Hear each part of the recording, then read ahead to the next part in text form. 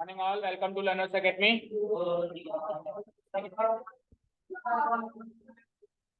खड़े हो जाओ, ये सारे जितने भी थे राग वाले अपने आप खड़े हो जाओ.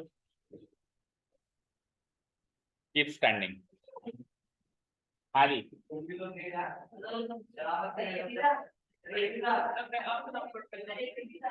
ठीक है ठीक है. लीडर तो तुम दोनों ही थे, खड़े रहो. नेक्स्ट क्लास से तुम दोनों बंद कर दोगे तो बाकी भी पीछे प्रजा भी राजा बंद कर देगी तो प्रजा भी बंद कर देगी. मतलब लीडर, नॉट राजा, लीडर. आ जाओ. तो analysis class of arithmetic progression second analysis test है. ये सेकंड फॉर्मेटिव टेस्ट है on the chapter number 5 arithmetic progression. जो बच्चे नए हैं उनके लिए पहला है, जो बच्चे पुराने हैं उनके लिए दूसरा है. तो जो नए बच्चे हैं जिन्होंने पहला वाला नहीं दिया उनको मैंने पहले भी कहा है कि आप पुराना टेस्ट पेपर मुझसे ले लीजिए, क्योंकि अब तो हो गया चैप्टर. अब तो चैप्टर हो गया, आपको तीसरी बार तो चैप्टर चलेगा नहीं, होना था सो गया. अब तो केवल और केवल टेस्ट सीरीज चलेगी. तो अब आप इसका पहला टेस्ट पेपर आगे होके मुझसे मांग लीजिए और उसको बैठ के सॉल्व करिए. जो कुछ क्वेश्चन इसमें नहीं है वो उसमें है. अगर हम ये दो इसमें करीब कितने 7-8-9 क्वेश्चन इसमें है, 8-9 क्वेश्चन उसमें है, तो करीब 10-20 क्वेश्चन की लगभग हर एक चैप्टर से एनसीईआरटी के छांटे हुए क्वेश्चन हमने टेस्ट पेपर में डाले हुए हैं. एनसीईआरटी से रिलेटेड काम है ना, मतलब एनसीईआरटी तो उससे कवर हो जाएगी. एनसीईआरटी तो ये 20 क्वेश्चन करने से कवर हो जाएगी. और एनसीईआरटी मतलब आपका 10th बोर्ड, यानी 10th बोर्ड आपका इनडायरेक्टली उससे कवर हो जाएगा. अब देखो एक्सेप्शन तो है, ऐसा तो है नहीं कि कॉपी पेस्ट होके आएगा पेपर, पर यह है कि आप अच्छे खासे मार्क्स स्कोर कर सकते हो अगर आपने हर चैप्टर के 2 टेस्ट पेपर को शिद्दत से सॉल्व कर दिया. मतलब इसका एक एक क्वेश्चन आपको आना चाहिए.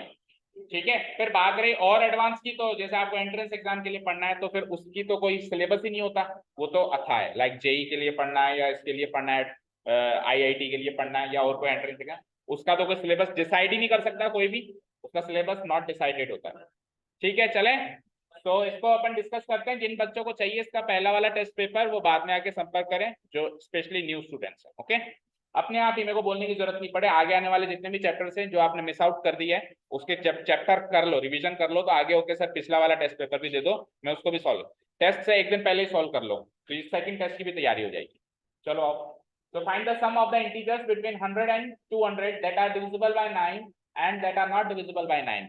तो देखो 100 और 200 के बीच में नंबर्स छांटने हैं. तो बिटवीन और एंड जब भी आ जाता है तो ना तो 100 शामिल होगा ना 200 शामिल होगा. कई बार कह दिया ये चीज, ना 100 शामिल होगा ना 200. तो हमारी सीरीज कहां से स्टार्ट हो गई?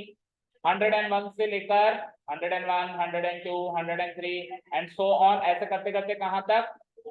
200 नहीं, 200 शामिल नहीं होगा. 199 नहीं, 198 एंड देन 199, ये सीरीज है हमारी. ठीक है. अब इस सीरीज में से सारे नंबर नहीं चाहिए भाई, केवल और केवल पहले ए पार्ट कर रहा हूं मैं, है ना. केवल और केवल 9 से डिविजिबल नंबर चाहिए, the numbers which are divisible by 9. तो अब जैसे 9 छोटा नंबर है तो आप उंगलियों से भी काउंट कर सकते हो कि 101 डिविजिबल होगा या नहीं, 102 डिविजिबल होगा या नहीं.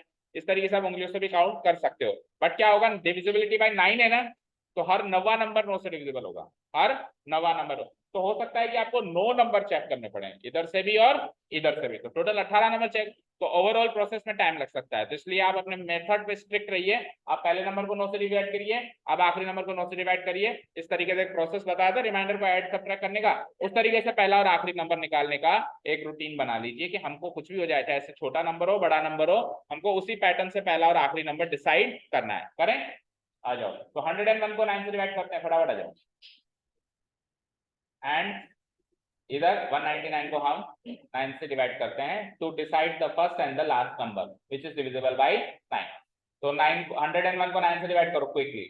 9 1 9, 11 अगेन 9 1 9, रिमाइंडर 2. इधर आओ. 9 2 18, रिमाइंडर 119 अगेन, 9 2 18, रिमाइंडर 1. पहला जब आखिरी नंबर डिसाइड करोगे तो उसमें तो सिंपल सा लॉजिक है, इस 199 में से 1 को माइनस कर दोगे. ठीक है. तो आखिरी नंबर क्या आ गया? क्या आ गया? 198. और जब पहला नंबर डिसाइड करोगे तो माइनस तो करोगे ही करोगे, पर 9 को ऐड भी करोगे. एक चीज एक्स्ट्रा है. तो 101 में से 2 माइनस किया तो क्या आया? क्यों हम +9 इसलिए कर रहे हैं क्योंकि देखो माइनस करने से, इधर सुनो, अगर हम रिमाइंडर माइनस कर देते हैं, जब भी हम रिमाइंडर माइनस कर देते हैं तो बची हुई क्वांटिटी टोटली डिविजिबल हो जाती है. तो इधर भी हो गई, इधर भी हो गई, पर इधर तो कोई दिक्कत नहीं है, उधर दिक्कत इसलिए है क्योंकि वो 2 डिजिट नंबर बन गया. 101 में से जैसे 2 घटाया तो क्या बन गया वो 2 डिजिट, तो 2 डिजिट को वापस 3 डिजिट बनाने के लिए और 9 से डिविजिबल भी बनाने के लिए 9 और ऐड कर दिया। तो 101 में से 2 गए 99, 99 में 9 जोड़ो 108, तो 108 पहला नंबर आ गया। पहला और आखिरी आ गया तो सीरीज बन सकते हो 9 के गैप में, बनाओ। 117 आगे 136 एंड सो ऑन। पीछे से एक नंबर और बताओ, 9 कम करो इसमें से, 9 कम करो 189। ये हमारी फाइनल सीरीज बन गई, ये हमारी फाइनल सीक्वेंस है जिसपे अपने को काम करना है। हाँ बोलो, लास्ट में आने जरूरी नहीं है, जरूरी नहीं है, आप आखिरी में एक भी नंबर लिख सकते हो। दो इसलिए लिखे हैं ताकि आपको एक आइडिया मिल जाए, भाई इस तरीके से चलते चलते ये इस तरीके से खत्म होगी, कोई जरूरी नहीं है आप आखिरी का एक नंबर भी लिख सकते। बस और कोई डाउट नहीं है, चलो चलते हैं आगे। अब अपने को पहला क्वेश्चन क्या था, इससे डिविजिबल नंबर जो है उनका सम करना है, उनका क्या करना है सम। सम के लिए क्या क्या कंपोनेंट्स चाहिए होते हैं, ए डी एन। तो ए तो पता है, ए तो पता है क्या है 108, डी पता माइनस करके पता कर लेंगे, डी क्या है 117 माइनस 108। लेट कैसे आए हो, साइंस की क्लास में नहीं थे, क्यों उठाई नहीं थे तो इधर खड़े हो जाओ, बैग को इधर रखो, इधर सामने खड़े हो जाओ and keep standing. 117 minus 108, common difference भी क्या हो गया 9। अब the only thing which we need to find is n. अब एन कैसे निकालेंगे, लास्ट इस नंबर को ए एन से इक्वेट करके, इस नंबर को ए एन से इक्वेट करके, क्योंकि लास्ट नंबर का जो सीक्वेंस होगा वही तो टोटल नंबर ऑफ टर्म्स होंगी। तो a n equal to a plus n minus 1 into d, और ए एन कितना है 198, 198 इक्वल टू ए कितना है ए 108 प्लस एन माइनस 1 तो पता करना है, and D what is D 9। 108 को इधर भेजो तो माइनस हो जाएगा, हो जाएगा। कितनी बार कर लिया हमने चैप्टर में ये काम, बहुत बार कर लिया। 0 9 कुछ गलत किया है, बस 90 आएगा, ठीक है। डिवाइडेड बाय 9 करो 10 आ जाएगा, एंड माइनस 1 का प्लस 1 करो 11। सो इन शॉर्ट एन की वैल्यू 11, ये 11 फेल आउट हो गया। अब एक बार एन आ गया तो अब आप सम निकालने के दोनों फॉर्मूले इस्तेमाल कर सकते हो। देखो ए डी एन भी है, और दूसरे फॉर्मूले में क्या चाहिए होता है ए एन और ए एन। तो ए एन और ये रहा ए एन, आखिरी टर्म भी है। तो कौन से फॉर्मूले से करें, दोनों फॉर्मूले के रास्ते खुल गए। एक बार एन पता चला छोटा, ठीक है। अगर लेकिन किसी ने बड़े फॉर्मूले से इसको सॉल्व किया है तो इसको भी मार्क्स दे देना, ओके चेक कर लेना अच्छे से। S n equal to n by 2 into a plus an, this is the formula। तो n की वैल्यू क्या निकाली हमने 11, that means S11 equal to 11 by 2, what is a 108 and a11 यानी आखिरी टर्म को मिला के, इसको a n ना लिख के लास्ट टर्म भी लिख सकते हो। लास्ट टर्म क्या है 198, ओके 11 by 2 करो, प्लस करो उसको, कितने 200 300 306, ओके। तो 2 से काटूंगा तो 1 by 3, 11 into 153 कर दें 33, reminder 3, 55 and 358 5, 11 and 5 1683 is the answer to question number first का ए पार्ट। अभी केवल ए पार्ट सॉल्व हुआ है। हाँ ए एन को 189 मतलब ये वाला नंबर मान लिया, तो फिर एक नंबर कम हो गया, तो उनका सम जो है 9 से कम आ रहा होगा। अरे नहीं 119 से सम भी नहीं निकाला, तो फिर तो गलत ही है, फिर उसमें क्या ही करोगे, थोड़े बहुत मार्क्स दे दो प्रोसेसिंग के, आधा दे दो। हाँ डेढ़ नंबर का हो गया ना ये, डिविजिबल बाय 9 डेढ़ नंबर का, नॉट डिविजिबल बाय 9 भी डेढ़ नंबर का, ठीक है। चलें, नो यू कांट। चलें नेक्स्ट। अच्छा आप लोगों ने एक पैटर्न बना लिया शायद, माइंड में एक माइंडसेट कर लिया कि सब तो थोड़ी देर पनिशमेंट देके फिर बिठा ही देते हैं, तो आज वो भ्रम भी तोड़ देते हैं, आज वो भ्रम भी तोड़ देते हैं कि पनिशमेंट पूरी क्लास में कंटिन्यूअस भी चल सकती है, ठीक है ना। माफी उसको मिलती है जिसमें सुधरने के चांसेस दिखाई दें, और अभी दिख नहीं रहे मुझे वो चांसेस। अभी ऐसा लग रहा है कि अगली क्लास में फिर वापस से वही राग आएगा, तो अभी पूरी क्लास खड़े रहो, फिर 100% सुधर जाएंगे, और नहीं सुधरेंगे तो फिर और तरीके भी हैं। और आपको हर प्रकार से सुधारूंगा मैं, not only intellectually but also your body language, आपके उठने बैठने का ढंग है ना, आपको सर्वगुण संपन्न करके भेजना है नहीं यहाँ से। चलो चले नेक्स्ट, भेजना है या नेक्स्ट क्लास में प्रमोट। हाँ बोलो, फॉर्मूला ही गलत लगाया, क्या फॉर्मूला लगाया ये तो सही है ना, इसमें गलत क्या है, दोनों में से किसमें से ये भी लगाना है, ये भी लगाना है, दोनों। ये तो लास्ट टर्म निकालने के लिए ये तो n की वैल्यू निकालने के लिए लगाना है, और ये सम निकालने के लिए लगाना है। ये वाला नहीं लगाया या वो वाला नहीं लगाया, ये वाला नहीं लगाया और डायरेक्ट वो लगाया है, तो लास्ट टर्म फिर n की वैल्यू नहीं मिली होगी इसको। अच्छा n11, अच्छा अचानक से पता चल गया उसको, कहीं से पता चल गया कि n11 है, बिना फॉर्मूला लगाया n11 पता चल गया। चलो आंसर भी गलत है क्या, 1650।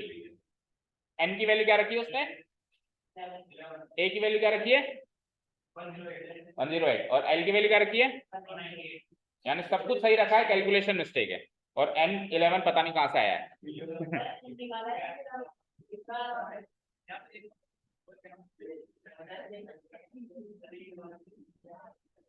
बेटा ढंग से चेक करो ना, n11 निकाला होगा। चलो आपको नहीं समझ में आ रहा, आप छोड़ दो, आओ इधर, आंसर गलत है तो उसके मार्क्स काटो। चलो नेक्स्ट पार्ट देखें, नेक्स्ट पार्ट देखें। आपके आधे से ज्यादा अंडरस्टैंडिंग तो ये कॉपी चेक करने से हो जाती है, जो चीज आपको नहीं आती है वो चीज आप सीखते हो, ठीक है। चले नेक्स्ट, आइए। अब जो कि 9 से डिविजिबल नहीं है उनका क्या करें, जो कि 9 से डिविजिबल नहीं, तो बी पार्ट पे आ गया मैं, पहला नंबर वही 101, 102, 100 और 200 तो लेना नहीं है, 103 एंड सो ऑन, 199 क्या, तो फिर गलत है, 100 और 200 तो लेना ही नहीं है ना। चलो तो हमारी सीरीज तो 101 से 199 ही है। अब इसमें से वो नंबर्स पिक करने हैं जो कि 9 से डिविजिबल नहीं है। अब सुनो, 9 से डिविजिबल नहीं वाले नंबर अगर मैं पिक करके एक सीरीज बना भी दूं, अल्फान्यूमेरिक स्टार्ट कर दूं बनाना, तो वो एपी बनेगी ही नहीं। बनेगी क्या वो एपी, कॉमन डिफरेंस सेम ही नहीं आएगा। तो इस अप्रोच से, जैसे 9 से डिविजिबल नंबर्स की तो एपी बनती है, इसलिए मैंने पहला दूसरा तीसरा आखिरी निकाल के एपी बना के सॉल्व कर दिया, लेकिन 9 से डिविजिबल नंबर जो नहीं है उनकी एपी बन सकती है क्या, क्योंकि बन सकती है। बताओ इनमें से पहला नंबर बताओ जो कि 9 से, हाँ क्या औरों से है या नहीं है, आपको तो नंबर्स कौन से चाहिए जो 9 से डिविजिबल है, नहीं हो। 101 डिविजिबल है 9 से, एक मिनट रुकना, 101 डिविजिबल नहीं है, एक मिनट, 102 डिविजिबल है, 103, 101 था ना पहले, 101 नहीं है, 102 नहीं है, 103 भी नहीं है, 104 भी नहीं है, 105 भी नहीं है, अभी हमने निकाला था 108 आया था पहला, 106 भी नहीं है, 107 भी नहीं है, 108 तो है, इस सीरीज में आएगा क्या वो, आएगा, तो अगला क्या आएगा 109। अब आप देखो ये एपी बनी क्या, यहाँ पे कॉमन डिफरेंस 1 चल रहा है और अचानक से कॉमन डिफरेंस 2 का हो गया, फिर 8 टर्म्स तक कॉमन डिफरेंस 1 का चलेगा, फिर 9वें टर्म में 2 हो जाएगा, तो इसको एपी कहते हैं क्या, इज इट एपी। एपी में हमेशा, हाँ बोलो, आपने बोला है ना कि हो ना भले, अभी ये औरों से है ना, लेकिन औरों से डिविजिबल नंबर्स को बनाओगे तो भी एपी बनेगी क्या,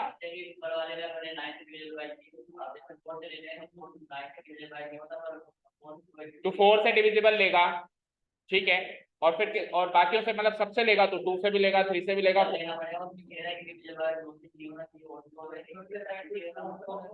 मतलब आपके हिसाब से जो नंबर 9 से डिविजिबल नहीं है वो बाकी सारे नंबरों से डिविजिबल है, ऐसा है।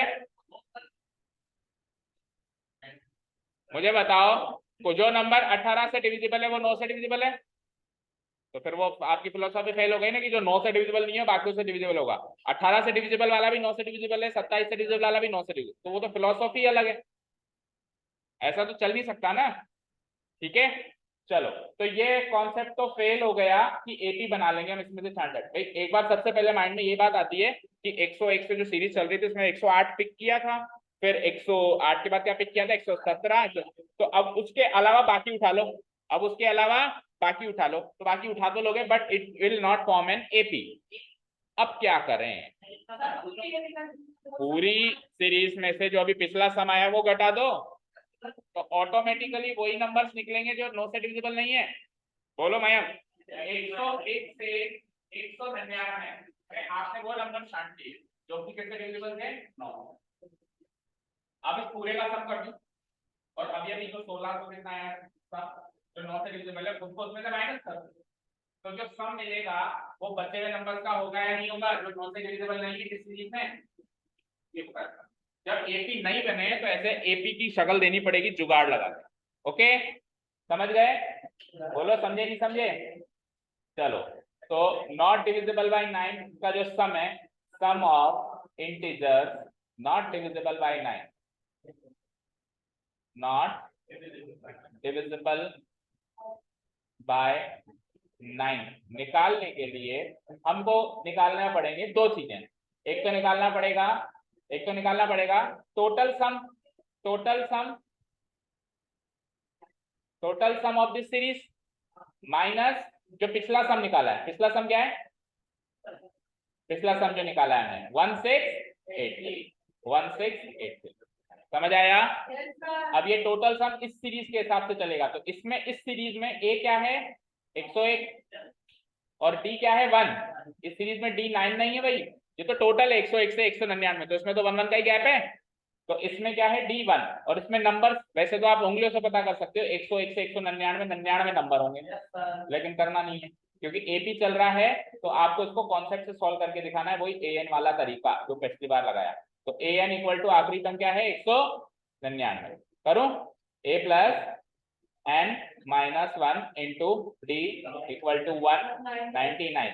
तो व्हाट इज a, पहला नंबर 101, n तो पता करना है, d 1 है अब की बार 199, तो 101 उधर जाएगा क्या बनेगा 98, 1 से डिवाइड करेंगे कोई फर्क ही नहीं पड़ेगा, डिवाइडेड बाय 198 और -1 का प्लस 1 gives me, और वैसे पता ही था कि 101 से गिनती गिने 199 तक तो 99 नंबर होंगे। ठीक है, तो टोटल सम निकाल लूं अब मैं यहाँ पे, क्या फॉर्मूला है n/2 यानी कि n की वैल्यू 99/2।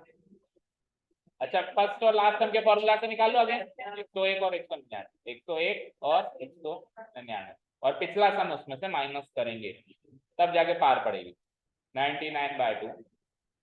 जोड़ो इनको 200 300 माइनस 1683, तो 2 से ये 150 टाइम्स कट गया 0, 15 9 या 135, रिमाइंडर का 13, 15 9 या अगेन 135, 135 एंड 13 148, 59 या 135 138 140 करेक्ट है, माइनस 1683 करो माइनस 10 में से 3 या 7 4 2 और 4 6 10 में 6 किया 1 13167 is the answer to question number first का सेकंड पार्ट। चेक कर लो अच्छे से, और कोई डाउट हो तो पूछो, बोलो वंश।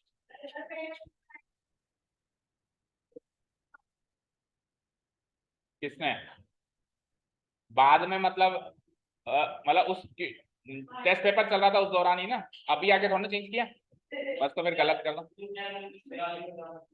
यहाँ तक सही है, उसके आगे ये पार्ट नहीं किया तो आधे मार्क्स दे दो, मतलब 1.5 मार्क्स का है ना, 1.5 का आधा कितना होता है 3/4। 100 से शुरू नहीं किया तो पूरा ही गलत है, फिर आधा नंबर दे दो प्रोसेसिंग, टोटलिंग मतलब कैलकुलेशन, आधा मार्क्स काटो, आंसर तो नहीं आ रहा। हाँ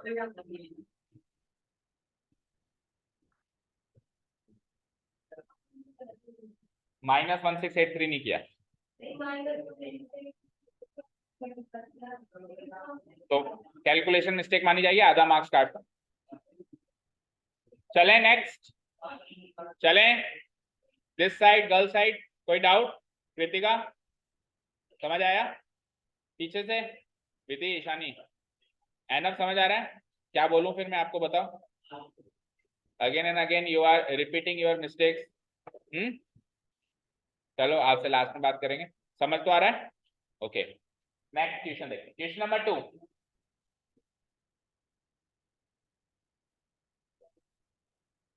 question number 2, find the sum from the 21st to 38th term of the given AP. अब गिवन एपी ये है भाई, ऐसे मत मान लेना कि 50 टर्म्स का सम चाहिए, किसी ने माना कि 50 टर्म्स का सम चाहिए, 50 टर्म्स का सम नहीं चाहिए। देखो ये डबल डॉट का मतलब क्या होता है कि इसके बाद वाली चीज अलग से बताई गई है ना, इंफॉर्मेशन इसके बारे में। तो ये एपी है जिसके अंदर 50 टर्म्स हैं, ये एक एपी है जिसके अंदर 50 टर्म्स हैं, ये तो एपी की इंफॉर्मेशन है भाई, एन की वैल्यू 50 है, समझ गए, समझ गए। अब आगे सुनो, इस एपी में जो एपी आप देख पा रहे हो, 21वीं टर्म से लेकर 38वीं टर्म तक का सम चाहिए, और 21वीं टर्म से लेकर 38वीं टर्म का सम भी शुरू से नहीं, काउंटेड फ्रॉम द लास्ट। ठीक है, तगड़ा है, तगड़ा क्वेश्चन है। इस लेवल पे सोच लिया अगर आपने, तो मान लो कि आप एपी को घोल के पी गए, अगर इस लेवल पे सोच पाए तो आप। ठीक है, एक तो देखो टर्म, एक तो देखो सम का फॉर्मूला हमेशा स्टार्टिंग से चलता है, first n terms, first n terms, और एक तो सम भी बीच में से लिया है इसने, एक तो सम भी बीच में से लिया, और वो बीच का सम भी आगे से नहीं पीछे से लिया। किसी ने किया था अटेम्प्ट, किया था? ओके,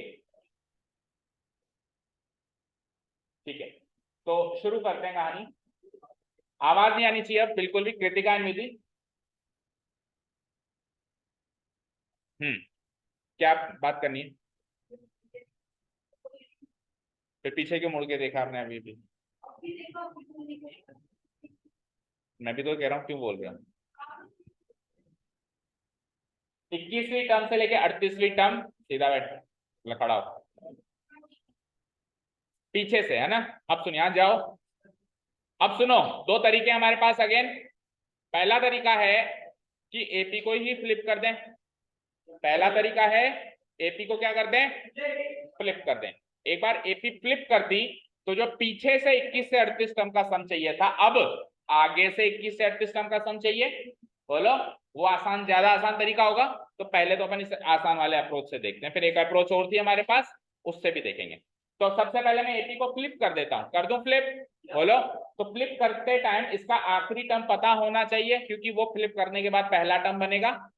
तो सबसे पहले तो आप A50 निकालो इसमें से, तब वही तो आखिरी टर्म होगा।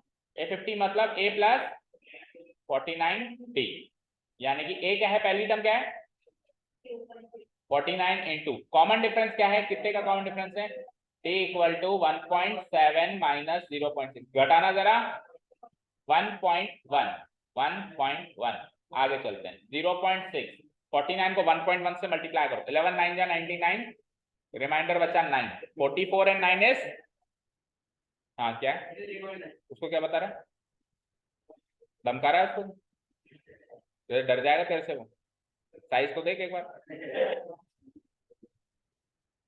अब अगर एक शब्द भी किसी ने एक्स्ट्रा बोला तो उसके मार्क्स काट दूंगा मैं इस टेस्ट में, समझ गए। और इसकी आंसर शीट सबको घर से साइन करवा के लानी है, कंपलसरी बेसिस, तो बिहेव प्रॉपर्ली, नहीं तो फोकट के मार्क्स कट जाएंगे और रिवर्स नहीं होंगे, याद रखो।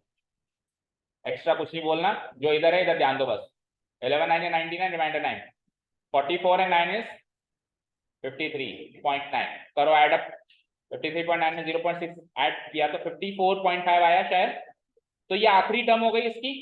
तो अप टू 50 टर्म्स को ठीक है वो भी लिखा रहा है, लेकिन मैं इधर मार्क कर देता हूँ कहीं भी, 54.5 इसकी आखिरी टर्म, ठीक है डन। चले यहाँ पे आगे, अब फ्लिप करना है अपने को, फ्लिप करें। तो जैसे ही मैंने फ्लिप किया, फ्लिप्ड एपी या न्यू एपी या मॉडिफाइड एपी, कुछ भी लिखते हैं यहाँ, फ्लिप्ड एपी बनेगी, उसकी पहली टर्म क्या बनेगी बोलो, 54 पॉइंट, अब दो तीन टर्म्स तो बना के रखनी पड़ेगी ना, तो 1.1 जुड़ रहा था, तो अब 1.1 कम होगा, तो 1.1 घटाना इसमें से 53.4, 1.1 और घटाना 52.3, दैट्स इट, ये फॉर्मेलिटी पार्ट है। आखिरी टर्म अपनी बार क्या होगी, 0.6, तो आज की तारीख में हमारे पास एपी ये है। अच्छा, इसमें टर्म्स कितनी होगी टोटल, टोटल तो वही रहेगा, फ्लिप करने के बाद टर्म्स, नंबर ऑफ टर्म्स नहीं खत्म होंगे। अच्छा, इस एपी के हिसाब से नंबर ऑफ टर्म्स तो आज भी 50 है बोलो। अच्छा, ए क्या है इसका, जो उसका एल था 54.5, अब क्योंकि ये दूसरी एपी है, तो लेट्स डू वन थिंग, इसके एट्रीब्यूट्स को कैपिटल लेटर से मार्क कर देते हैं, क्योंकि कंफ्यूजन हो जाएगा। कैपिटल ए 54.5, इसके कॉमन डिफरेंस को भी कैपिटल डी, तो देखो कॉमन डिफरेंस क्या हो जाएगा, 1.1 का माइनस 1, जैसे ही एपी फ्लिप करते हैं तो तीन चेंजेस होते हैं, a becomes l, l becomes a, common difference become negative, बोलो। अब उसको भूल जाओ, उसको भूल जाओ, एक बार पहले समझने पे ध्यान दो, फिर जिसने क्या किया वो जिस लास्ट में डिस्कस करेंगे। पहला टास्क आपका ये होना चाहिए कि मुझे खुद को तो समझ में आए क्या चल रहा है, आपने नहीं किया तो अब समझो ना, ठीक है, आपने नहीं किया मतलब वो क्वेश्चन आपको समझना नहीं है। ठीक है, वो बाद में डिस्कस कर लेंगे, वो आपकी शीट जिसके पास है वो जाने आप। ठीक है, चलो इधर आओ। एन, एन तो सेम रहेगा, तो एन को कैपिटल एन लिखने की जरूरत नहीं, क्योंकि उसमें भी 50 टर्म्स है, इसमें 50 टर्म्स है। ए और डी जो है चेंजेस आ गए, a becomes l, l become, जैसे एक्टिव पैसिव में नहीं होता subject become object, object become subject, कुछ ऐसा। A becomes l, l becomes a, और common difference becomes negative of the previous common difference. तो प्रीवियस कॉमन डिफरेंस वाज 1.1 का negative किया -1.1। यहां तक सारी बातें क्लियर है। अब इस फ्लिप्ड एपी में तो आपको आगे से 21वीं टर्म से लेकर 38वीं टर्म का सम चाहिए, यस और नो? इसमें तो आगे से ही चाहिए ना, उसमें पीछे से चाहिए था? बोलो, समझ आया? जो पीछे से 21वीं टर्म है, फ्लिप करने के बाद वो आगे से 21वीं टर्म नहीं होगी। क्या बात कर रहे हैं? कॉमन सेंस है। और जो पीछे से 38वीं टर्म होगी, वो फ्लिप करने के बाद आगे से 38वीं टर्म नहीं होगी क्या? तो जब हमने एपी ही फ्लिप कर दी, तो अब पीछे से का तो कॉन्सेप्ट ही खत्म हो गया। अब जो भी चाहिए वो आगे से चाहिए। आगे से 21वीं टर्म से 38वीं टर्म का सम चाहिए, बोलो। अब 21वीं टर्म से लेकर 38वीं टर्म का सम निकालना एक तरीके से किसी एक एपी में से बीच में से एक सेक्शन का सम निकालने जैसा है। और उसका तरीका मैंने क्या बताया था? टोटल एपी का सम माइनस जहां से चाहिए उससे पिछले का सम माइनस कर दो। तो 1 से लेके 38 टर्म्स का सम में से मैं आपको 21 से 38 चाहिए, 21 से 38, सोचो, कॉमन सेंस लगाओ। 21 से 38, 1 से 38 के सम में से 1 से 21 से चाहिए ना, तो 1 से 20 का सम हटा दो। समझ आया भाई? 21 से टर्म से पहले एक 20th टर्म रही होगी इसमें, बोलो। यहाँ पे A20 भी रही होगी, देन A19 भी रही होगी, और स्टार्टिंग में A1 रही होगी। तो मैं A1 से लेके 38 टर्म्स के सम में से अगर मैं A1 से लेके 20 टर्म्स का सम माइनस कर दूं, तो 21 से 38 टर्म्स का सम निकलता है नहीं निकलता है? तो जो रिक्वायर्ड सम है वो हो जाता है हमारा इस नई एपी में S38। 38 टर्म्स के सम को S38 से डिनोट करेंगे, बोलो। 38 टर्म्स के सम में एपी की दुनिया में इसको कैसे डिनोट करेंगे? S38 माइनस 20 टर्म्स के सम को क्या कहेंगे? S। तो 38 टर्म्स के सम में से 20 टर्म्स का सम घटा दूं तो 21 से 38 टर्म्स का सम आएगा नहीं आएगा? आएगा। चलो सॉल्व करो। S38। अब ये जो सम निकालेंगे ये नए एपी के एट्रीब्यूट से निकालेंगे, इन 8। पुराने को भूल जाओ, अब नए वाले। तो 38/2 2a, a क्या है नए के हिसाब से? 34 point plus n-1, 38 -1 into d, what is d? Minus का 1.1। ये तो केवल S38 निकला है अभी, अभी आगे कहानी बाकी है। S20 भी तो चाहिए, S20 निकालो। आ गया? हाँ, S20 कैसे निकालेंगे? आ जाओ। 20/2 into 2a, again 2 into 54.5 plus n-1, तो 20 में से एक गया तो 19 गुणा -1.1, ब्रैकेट क्लोज। ओके, समझ आया? आओ उधर। 38/2 कितना होता है? 19। धीरे से ही हो जाता है, वैसे तेज बोलने की जरूरत नहीं है। 54.5 का इंटू 2, तेज बोलने से 20 थोड़ा हो जाएगा इसी रहेगा। हाँ, 54.5 इंटू 2, और थोड़ी सी वो मासूमियत ला चेहरे में, अभी भी शैतानी दिख रही है। 108 और 109 प्लस, प्लस नहीं माइनस, देखो माइनस है ना, तो माइनस इंटू प्लस क्या हो जाएगा? माइनस। 11 7 जा, रिमाइंडर 7, 33 एंड 7 40.7। इधर आगे लगे आप सॉल्व करो। 20/2 इज 10, ये वही मल्टीप्लाई करेंगे किसी में आएगा 109। लेकिन इधर माइनस भी है, ये माइनस है प्लस है? वो तो प्लस ही है, प्लस है, हाँ वो तो ब्रैकेट का निशान है। ओके, प्लस है तो प्लस माइनस अगेन माइनस ही होगा।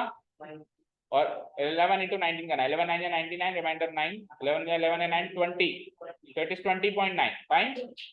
चलो आगे बढ़ते हैं, करीब करीब हम पहुंच ही गए। 19 इंटू करना माइनस करो 0.7, तो एज इट इज। 109 में से 40 घटाओ ना, 69 माइनस 10 इंटू इधर करो माइनस 109 में से 20 घटाओ 89.9। चलो जी, 19 7 जा 133, याद ही नहीं है, ठीक है। रिमाइंडर का 13, 19 9 जा, वो भी याद नहीं है। हाँ हाँ 161, इतनी देर में तो मल्टीप्लाई हो जाए। और रिमाइंडर पहले क्या बचा था, 13, 13 बचा था, 171 एंड 13 184, रिमाइंडर बचा अगेन 18 और 96 जा हाँ ये मल्टीप्लाई कर रहा है हाँ 19 6 या 96 16 6 या 96 होता है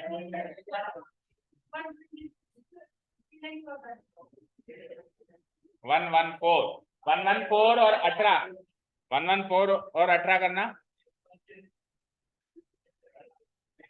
तो उधर क्या देगा, तेरे को कहाँ खड़ा किया था मैंने,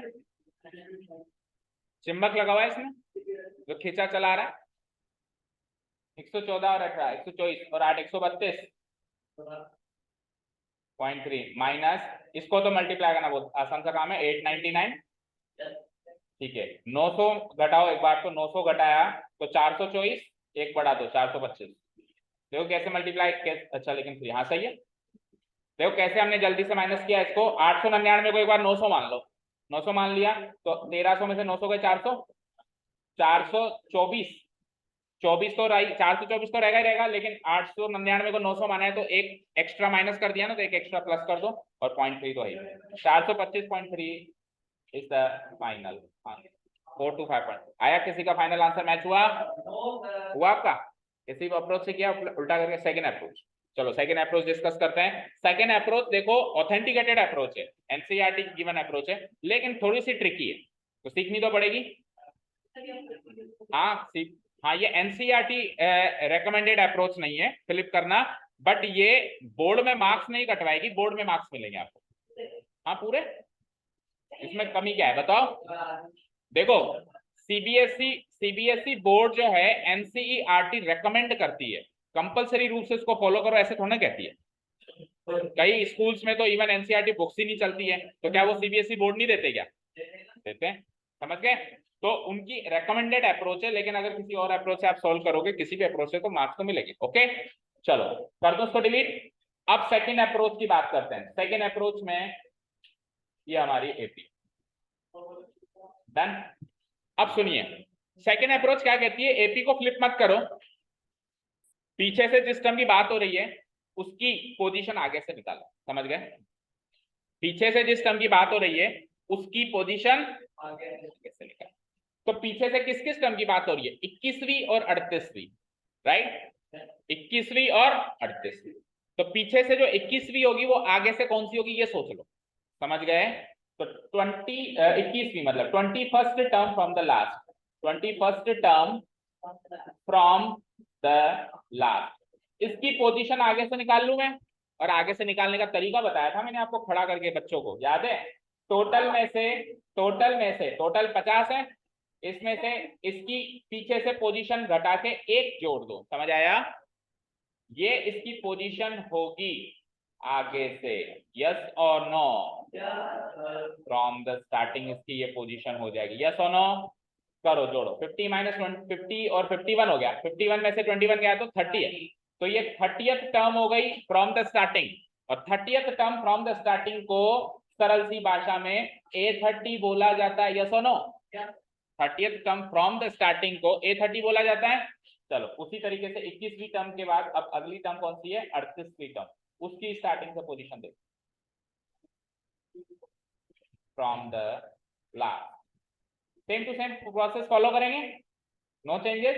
टोटल में से क्या करूंगा, सबसे पहले मैं 50 में से 38 माइनस करूंगा और +1 एक्स्ट्रा बोनस, इतनी टर्म फ्रॉम द स्टार्टिंग हो जाएगी, फ्रॉम द स्टार्टिंग हो जाएगी या फ्रॉम द स्टार्टिंग। ओके तो इसको करना जोड़ना, 50 में से 38 गए 12, 12 और 1 13, तो 13वीं टर्म स्टार्टिंग से है तो A13 ही कह दूं।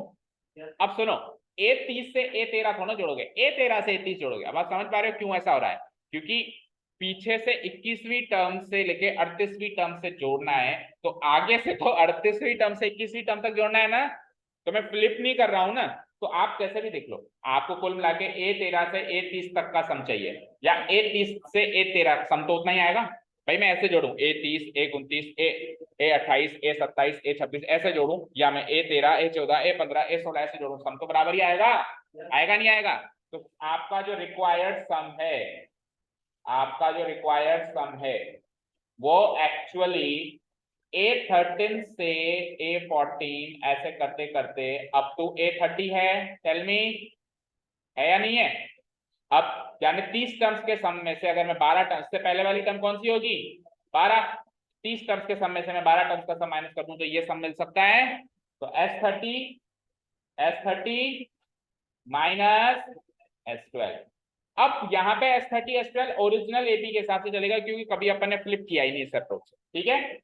फ्लिप नहीं किया इसमें, तो इसका ए और डी निकाल लो। ए क्या है इसका 0.6 और डी क्या है इसका 1.1। तो ये ए और डी पुटअप करो। 30/2 2a यानी 2 इंटू 0.6 n-1 यानी 29 इंटू डी क्या है 1.1। चलो नेक्स्ट S12 12/2 बोल दे, मैंने पीछे नहीं देखा। बोल दे बोल दे बोल दे,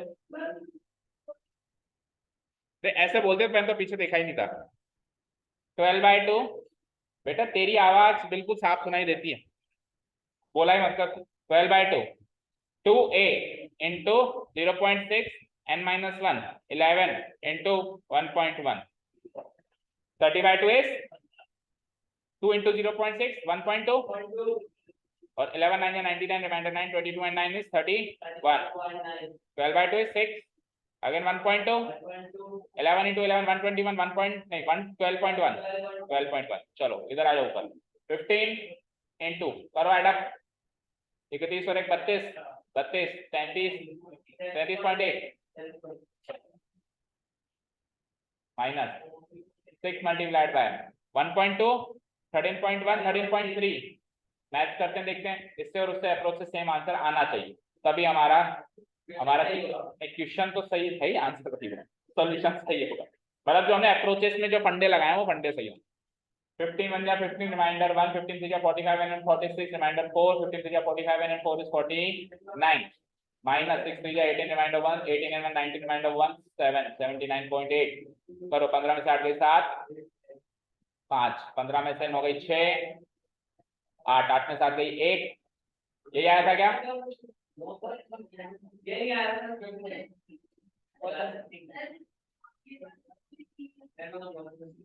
तो फिर पहले गलत किया हमने।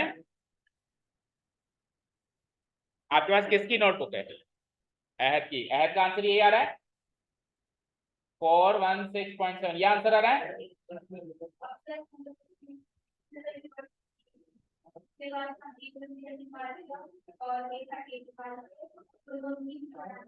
उन दोनों की एपी बना ली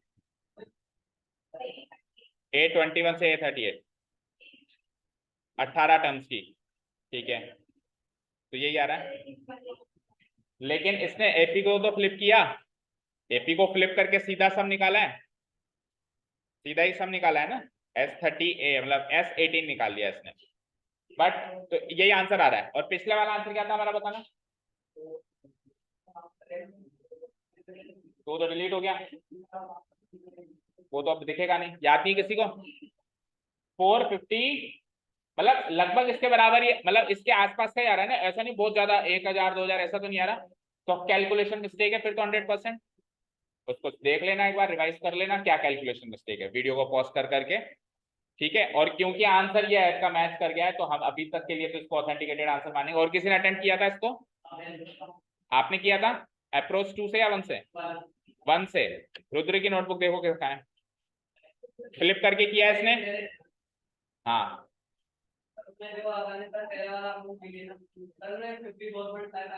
हाँ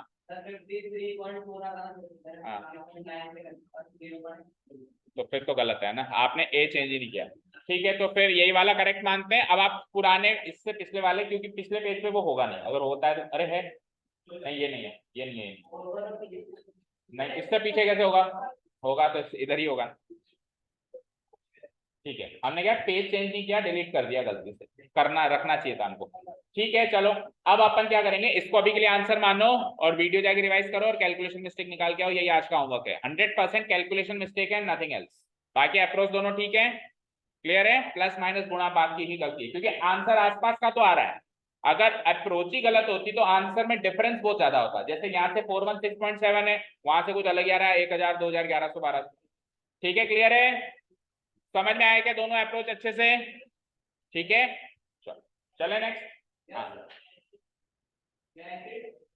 तू तो खड़ा ही रहे, हंसते हंसते मासूमियत नहीं चलती ना, थोड़ी रोनी शक्ल बना।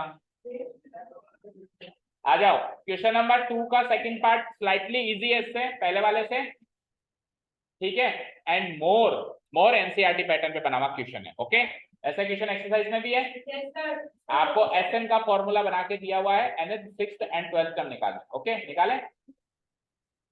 सबसे पहले तो एसएन का फॉर्मूला क्या गिवन है वो नोट डाउन करना है। S n equal to 3n square plus 4, fine. अब एसएन के फॉर्मूला से कभी भी nth टर्म का फॉर्मूला बनाना हो तो क्या तरीका सीखा था अपन ने? S n minus S n minus. और फिर मैंने ये भी कहा था कि nth टर्म पूछा हो तो पहले वही निकालना चाहिए, बताया था। nth टर्म नहीं पूछा हो तो फिर इसका अलग फंडा चलता। ये कैसे चलता? सिक्स्थ टर्म कैसे निकलती? फिर एस सिक्स टर्म कैसे निकलती? S6 माइनस S5 से निकलती। 12th टर्म कैसे निकलती? S12 माइनस S11 से। तो आपको S6, S5, S12, S11 ये चारों चीजें इस फॉर्मूला से निकालनी पड़ती और ये ऐसे तरीके से सॉल्व होता। बट क्योंकि nth टर्म ही पूछ लिया तो फिर हम ये सब कुछ नहीं निकालेंगे, हम 6th term and 12th term भी पहले नहीं निकालेंगे, सबसे पहले हम nth टर्म निकालें। समझ आया? अगर nth टर्म पूछा है तो सबसे पहले वही निकालना शुरू करें। ठीक है, तो Sn equal to 3n square plus 4na, तो फिर Sn माइनस 1 क्या होगा पहले वो बताओ। Sn माइनस 1 क्या होगा? तो n की जगह n माइनस 1 रखना पड़ेगा, तो 3 तो 3 रहेगा, n की जगह रखा मैंने n माइनस 1, n का स्क्वायर था तो n माइनस 1 का स्क्वायर, 4 इंटू n की जगह फिर क्या रखा?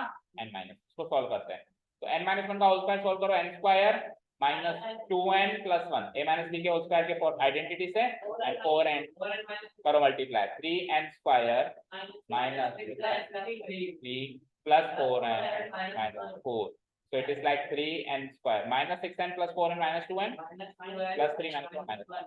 तो ये आ गया आपका Sn माइनस 1 फाइनली। बोलो, अब आपको an चाहिए। क्या चाहिए? an का फॉर्मूला क्या बताया मैंने?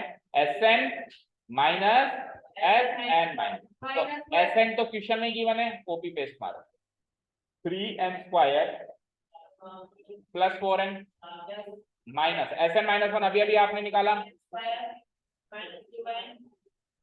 इसको करो माइनस, तो माइनस करूंगा तो 3n स्क्वायर माइनस, चलो कर दो एक बार ब्रैकेट खोल दो, 3n square plus 4n minus 3n square plus 2n plus 1, तो 3n square minus 3n square cancel out, 4n 2n plus 1। ठीक है, तो an आ गया मेरा 6n प्लस 1। यहाँ तक कोई डाउट? और पहले क्वेश्चन का आंसर भी आ गया, nth टर्म पूछी थी उसने तो यही तो nth टर्म है, पहले क्वेश्चन का आंसर आ गया। अब दूसरे तीसरे क्वेश्चन का आंसर बड़ी आसानी से आ जाएगा, जब एक बार an आ गया हमारे पास 6n प्लस 1, तो उसने क्या क्या पूछा है? सिक्स्थ टर्म मतलब a6, 12th टर्म मतलब a12, तो जस्ट इसकी जगह 6 और 12 डाल के आंसर आ जाएगा 6 इंटू 6 प्लस 1, 6 36 प्लस 1 37, और a12 कैसे आएगा? n की जगह 12 पुट अप करो, 12 6 72 प्लस 1 इज 37 73। तीन आंसर हैं, पहला आंसर, दूसरा आंसर, तीसरा आंसर। बोलो बस, बाकी सही है तो आधे मार्क्स दे दो, तो अजीबोगरीब मार्क्स दे दो। दूसरा क्वेश्चन कितने मार्क्स का था? 3 मार्क्स। क्या? a6 a12 पहले निकाला और nth टर्म बाद में निकाली है, निकली तो सब सही है। हाँ तो ठीक है, वो लेंदी तरीके से किया है बट किया तो है। अब जिसने पहले a6 और देखो वो तो सुन लो, ये एग्जाम में हम हमारा टाइम कैसे सेव कर सकते हैं। देखो अभी भी हमने किया ही ना पूरा क्वेश्चन। अब अगर आप nth टर्म को छोड़कर और 6th टर्म और 12th टर्म पहले निकाल रहे हो तो आप क्या कर रहे हो? 6th टर्म के लिए a6, उसको करने के लिए आप S6 minus S5, 12th term के लिए आप a12 क्या कर रहे हो बताओ? S12 minus S। भाई जो पहले, हाँ तो फिर वो वैसे भी कर सकते हो, लेकिन उसमें क्या होता है एक्चुअली nth टर्म निकालने का प्रोसेस थोड़ा सा कॉम्प्लिकेटेड होता है और सारे बच्चे इसको फॉलो नहीं कर पाते। तो अगर किसी ने nth टर्म पूछी नहीं है तो वो कॉम्प्लिकेटेड प्रोसेस को हटा के सीधे S6 S5 S12 S11 निकाल सकता है। लेकिन जब nth टर्म पूछी है तो चाहे उसको आए या ना आए उसको निकालनी है, कॉम्प्लिकेशन से फिर भी घुस के निकालनी है। तो फिर सबसे बेस्ट तरीका क्या है कि हम पहले nth टर्म निकाल लें एंड nth टर्म के बाद जस्ट n की वैल्यू पुटअप करके इस तरीके से 6 and 12 पुटअप करके हम बाकी आंसर। ठीक है क्या? चले नेक्स्ट कर दूं डिलीट। तीसरा क्वेश्चन आ जाओ। 3 numbers are in AP। अब ये दो नंबर के क्वेश्चन है, तीनों 3 4 5। 3 numbers are in AP। बैठो सारे के सारे बैठ जाओ। अब आप लेट आए हो, आपकी शीट चेक नहीं करूंगा, किसी से नहीं करूंगा। हाँ जी, 3 numbers are in AP। इन तीनों नंबर का सम कितना है? इन्हीं तीनों नंबर का प्रोडक्ट कितना है? अब 2 नंबर का सम और 2 नंबर का प्रोडक्ट गिवन होता तो ये तो हम क्वाड्रेटिक इक्वेशन में सॉल्व करते थे, a + b a * b, और कॉमन सेंस से सोच भी लेते थे। लेकिन 3 नंबर का सम और 3 नंबर का प्रोडक्ट कैसे सोचे, और तीनों नंबर AP में है, वो और फंडा। ठीक है, तो फाइंड द नंबर्स। आपको नंबर्स पता करने हैं। देखो पहली अप्रोच किसी भी बच्चे की क्या कहेगी कि 3 नंबर्स है ना, तो A1 A2 A3। A1 को क्या कहते हैं अपन? A। A2 को क्या कहते हैं अपन? और A3 को क्या कहते हैं? क्या? तीनों नंबर, इन तीनों नंबर का सम चाहिए। क्या चाहिए? सम। तो सम कैसे करेंगे? जोड़ेंगे। तो A 3 है, D और 2D, और सम कितना गिवन है क्वेश्चन में? 27। इसको थोड़ा सा सॉर्ट आउट करें तो 3 कॉमन लेके A + D = 27। तो 3 से 9 टाइम्स कट गया, तो A + D = तो ये एक इक्वेशन बन गई A और D में। ये एक इक्वेशन बन गई A और D में। यहां तक कोई डाउट? अभी इन्हीं तीनों नंबर का प्रोडक्ट भी गिवन है, इन्हीं तीनों नंबर का प्रोडक्ट भी गिवन है। प्रोडक्ट निकाले, किया था किसी ने अटेम्प्ट? हाथ खड़े करो, किसने किया था? ठीक है, तो प्रोडक्ट कैसे निकालेंगे? इनको मल्टीप्लाई करना पड़ेगा। इनको क्या करना पड़ेगा? तो A गुणा A + D गुणा A + 2D = कितना प्रोडक्ट गिवन है? अब सबसे पहली चीज तो ये देखो, इनको प्रोडक्ट करने में जान चली जाएगी, क्यूबिक इक्वेशन बनेगी, है ना? क्यूबिक इक्वेशन बनेगी। और फिर भी अगर मान लो किसी ने सॉल्व किया तो उसको सॉल्व करने के बाद भी दिक्कत तो आई होगी। ठीक है, जिसने किया होगा उसने क्या किया होगा पता है? देखो इन दोनों को गुणा कर दो। चलो पहले A × A, क्या?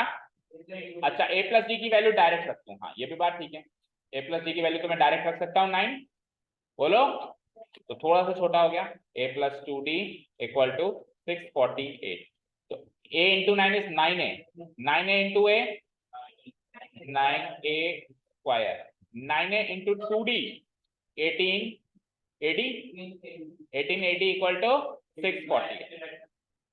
अब 9 से डिवाइड कर देंगे और A को भी कॉमन ले लेंगे, है ना? 9 से डिवाइड करो। चलो पहले A², तो फिर पहले ही कर देते हैं, ये 9 पहले ही काट देते हैं। चलो ठीक है, अब कर दिया तो 2AD, और 9 से करो उसको, 9 7 या 63, 9 2 या 18। अब इस तो A इधर आके क्या कर लेगा? तू उधर 0 थोड़ी ना कि 0/A 0 हो जाएगा। बोलो, वो तो A से तब करते जब RHS में 0 होता। ठीक है, क्लियर?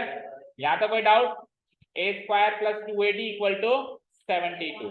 अब अगर इसमें से A कॉमन ले लो तो क्या बचता है? A + 2D। अब द प्रॉब्लम इज कि हमारे पास तो A + D की वैल्यू है, यहाँ पे क्या मिला? तो अगर किसी ने ऐसे किया है तो उसको आगे बढ़ने का तरीका क्या होगा? इसको लेट्स से इक्वेशन 2 मान ली, इसके आगे सॉल्व नहीं हो रही। अब हम क्या करेंगे? पूरी इक्वेशन को या तो A में लेके जाएंगे या D में लेके जाएंगे। अब ज्यादा टर्म्स यहाँ पे A की है, देखो 2 बार A, ज्यादा टर्म्स यहाँ पे A की है। तो फिर हम क्या करते हैं? तीसरे D को भी A बना देते हैं। वो कैसे बनाए? यहां से D की वैल्यू बताओ। इस D की वैल्यू को यहाँ पुटअप करते हैं तो पूरी इक्वेशन A में चली जाएगी। चलो कैसे? इधर आ जाओ, इधर आ जाओ, फाइन, जगह नहीं है।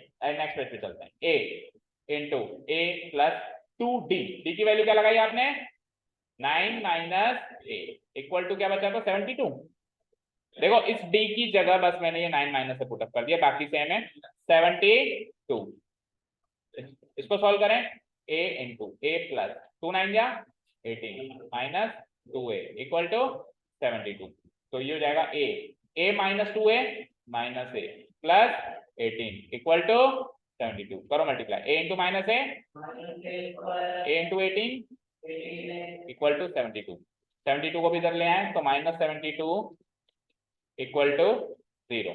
तो स्प्लिटिंग द मिडिल टर्म से सॉल्व करेंगे, तो इसको प्लस कर देता हूँ, इसको माइनस कर देता हूँ, इसको प्लस। चलो बताओ 72 और 18 चाहिए क्या? आपकी इच्छा, हम तो अभी स्प्लिटिंग से करेंगे। 72 और 18 लगाओ,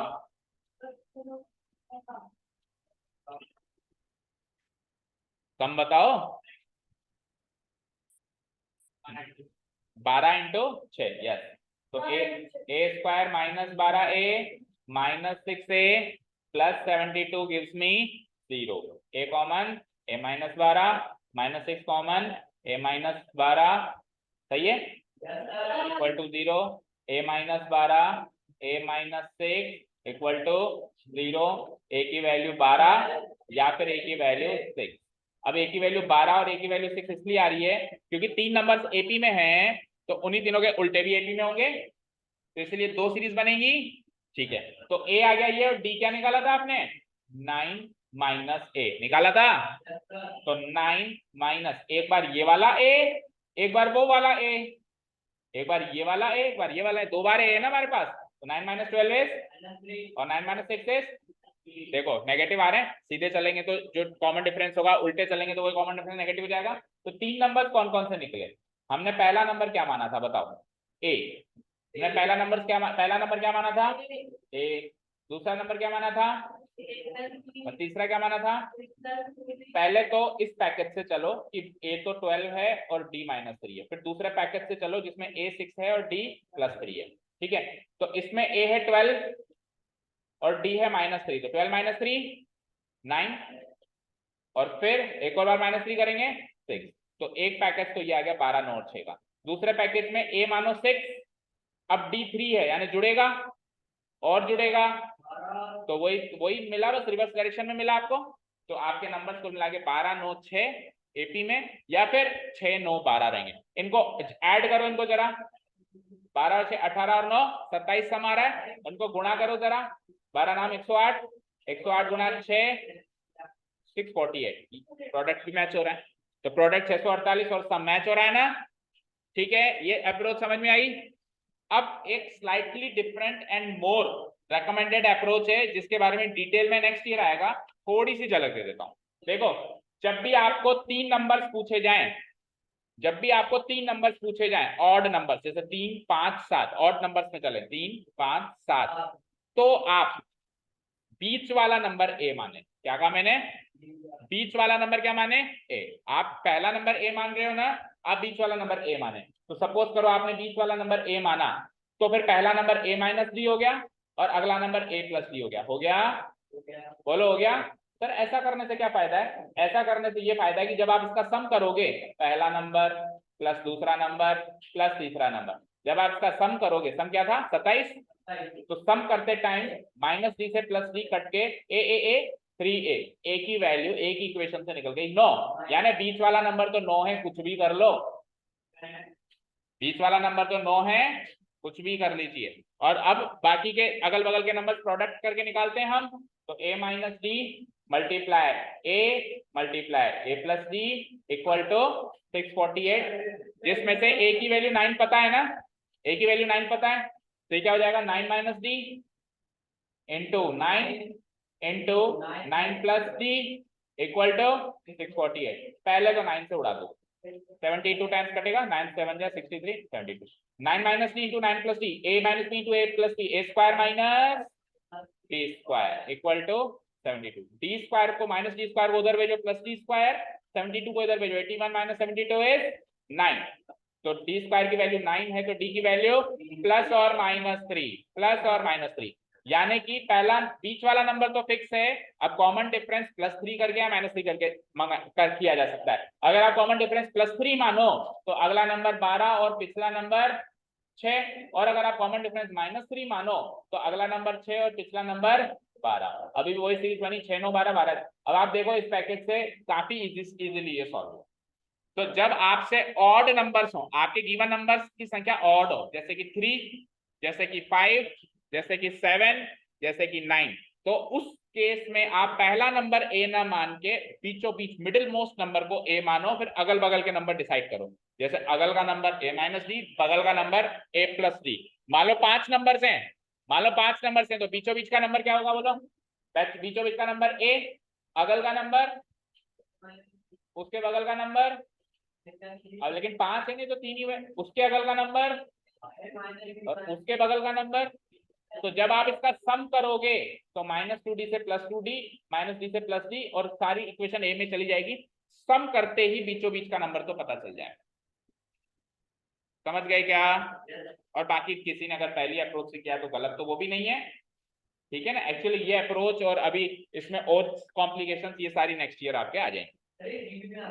नहीं ये एपी है, जीपी क्यों है? +d -d जुड़ रहा है। अगले साल एपी नहीं आएगा ऐसा किसने कहा? अगले साल एपी और अच्छे तरीके से आएगा, प्लस उसमें जीपी भी आएगा।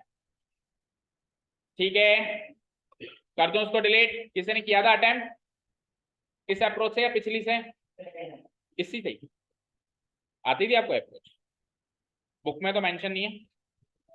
गुड। और किसी ने किया था? आपने इसी अप्रोच से या जिससे पिछली वाली? इसी से। आपको भी आती थी? पहले वाली से किया है, हो गया उससे? हुआ नहीं तो पहली वाली थोड़ी सी कॉम्प्लिकेटेड तो है, ये तो मैं भी मानूंगा। ठीक है चलो, एनीवेज अब इसका सेकंड पार्ट भी देख लो, फिर बाकी क्वेश्चन कल देखेंगे। नहीं, एक 3 क्वेश्चन हो जाने दो अभी, फिर क्या कल कम समय कम मिलेगा ना, आज तो थोड़ा सा समय। आ जाओ, A1 A2 A3 एक अरिथमेटिक प्रोग्रेशन है जिसका कॉमन, ये बड़ा ही सरल सा क्वेश्चन है। किया था किसी ने attempt? No, not at all. अरे नहीं किया था तो घर पे तो ट्राई करना चाहिए था। आपने एग्जाम में किया था? हाँ, एग्जाम में किसने किया था?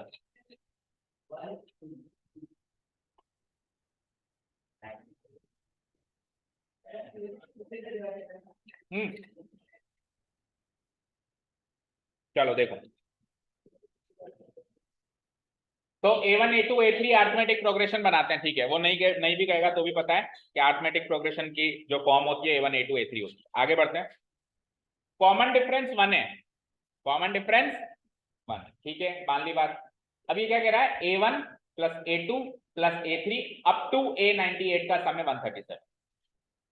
तो अगर मैं सीक्वेंस से जोड़ता जाऊं A1 A2 A3 A4 A5 up to A98, अगर मैं सीक्वेंस से जोड़ता जाऊं तो क्या ये S98 नहीं कर सकता? क्या मैं अगर मैं सीक्वेंस में ही जोड़ रहा हूँ A1 A2 A3 A4 A5, तो वो तो S98 ही हो गया ना, 98 टर्म्स का सम हो गया ना वो तो। और वो कितना गिवन है? 130। तो पहले तो आप इस इक्वेशन को सॉर्ट आउट करो, पहले तो आप क्या करो, इस इक्वेशन। तो S98 का मतलब क्या हो गया? 98/2, सम का फॉर्मूला लगाओ, 2a + n-1 यानी 98 - 1 d। अच्छा, डी की वैल्यू भी गिवन है 1, कॉमन डिफरेंस तो गिवन है ना, तो 97 × 1। इधर से ए आ जाएगा, बताओ 98/2 क्या होगा? 49 × 2a + 97 = 137। ये 3 टाइम्स कट रहा है क्या सीधा सीधा? हाँ कट रहा है। तो 2a की वैल्यू क्या हो गई? 3 - 97 and 3 - 97 is -94। तो a की वैल्यू क्या आ गई? -94/2। तो कितना आ गया? -40। तो a आ चुका है और d तो पहले गिवन था, तो a और d आ चुका है। तो अब करीब करीब वैसे भी हम सब कुछ निकाल लेंगे, लेकिन उसका सवाल सुन लेते हैं एक बार। एक एपी में अगर a और d पता है तो सब कुछ पता है, करीब करीब पता है, लेकिन फिर भी एक बार सवाल सुन लें, क्या पता कुछ अलग चीज उसने पूछी है। अब सवाल क्या है उसका? आपको ऐसी सीरीज का सम निकालना है जिसमें दूसरी टर्म गिवन है, मतलब ली हुई है उसने, फिर चौथी टर्म कंसिडर की है, फिर छठी टर्म कंसिडर की है, और ऐसे करते करते आखिरी टर्म जो थी 98 वाली नंबर वाली टर्म भी कंसिडर की है।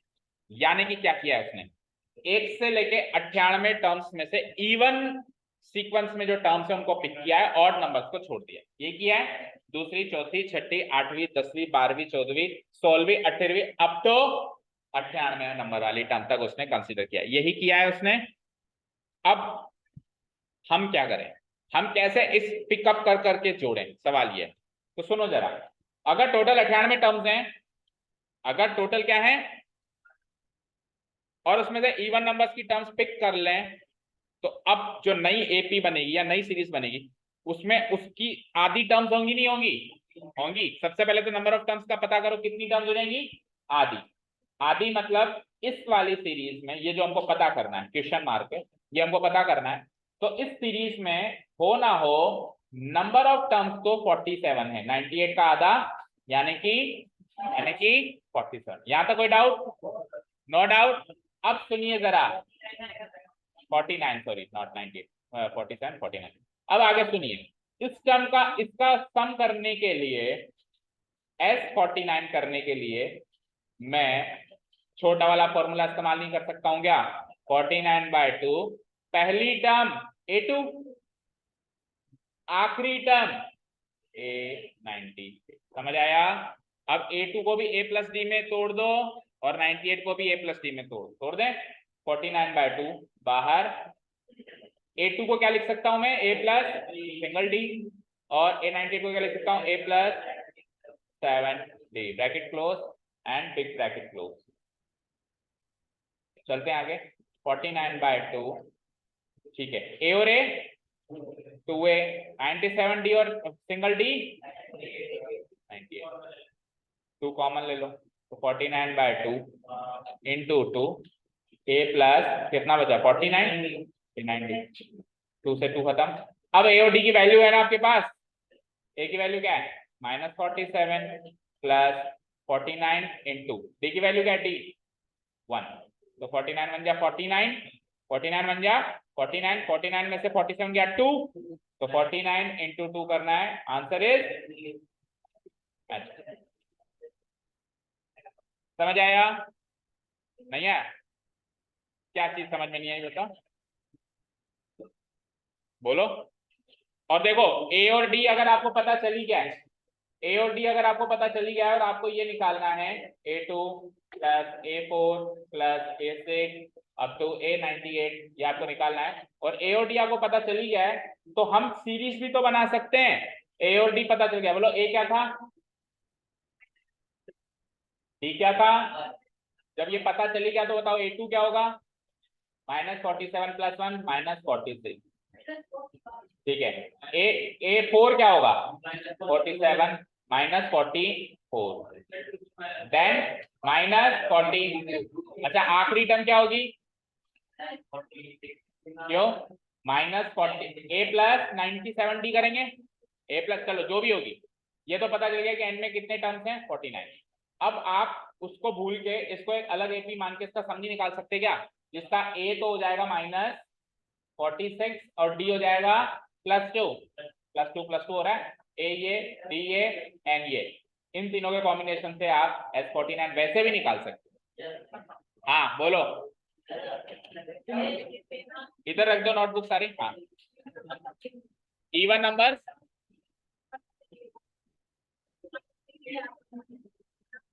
इवन नंबर्स वाली एपी है। हाँ, इसका सम भी आधा कैसे होगा? आधा नहीं होगा एग्जैक्ट, आप खुद सोचो। देखो 1 2 3 4 5 6 7 8 9 10, अब 1 3 5 7 9 का सम 2 4 6 8 10 के सम के बराबर नहीं होता, करके देखो। नहीं होता है, तो उधर भी क्यों होगा? 10 टर्म्स में ही नहीं हुआ।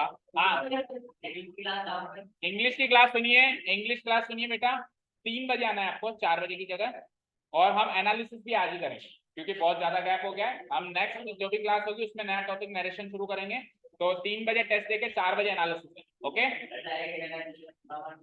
3 से एक काम करते हैं, 45 मिनट का टेस्ट लेंगे, छोटा सा 45 मिनट की टेस्ट। हाँ तो होने दो ना, क्या फर्क पड़ता है? 45 मिनट का कितने बजे? कहाँ पे? कहाँ पे?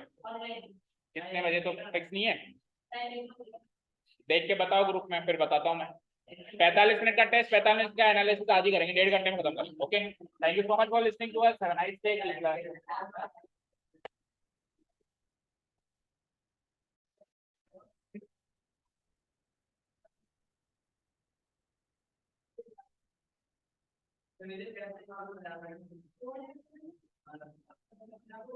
Good evening all, welcome to learners academy.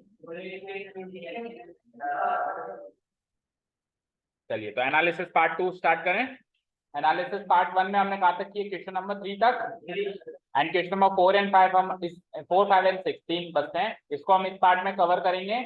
और फिर पहले वाली एनालिसिस वीडियो और अब वाली एनालिसिस वीडियो को मर्ज करके एक ही वीडियो अपलोड होगी, ठीक है, दोनों दिन की, ताकि आपको एक ही वीडियो में पूरे एग्जाम का एनालिसिस मिल पाए, ठीक है ना। कभी आप रीचेक करो, कभी रिवाइज करो, तो एक ही वीडियो में मिलेगा आपको ये दोनों, पिछला और अगला, ठीक है, मर्ज कर देंगे। चलो, तो क्वेश्चन नंबर 4 हो गया।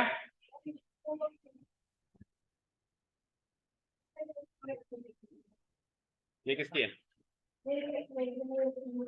कौन है एब्सेंट?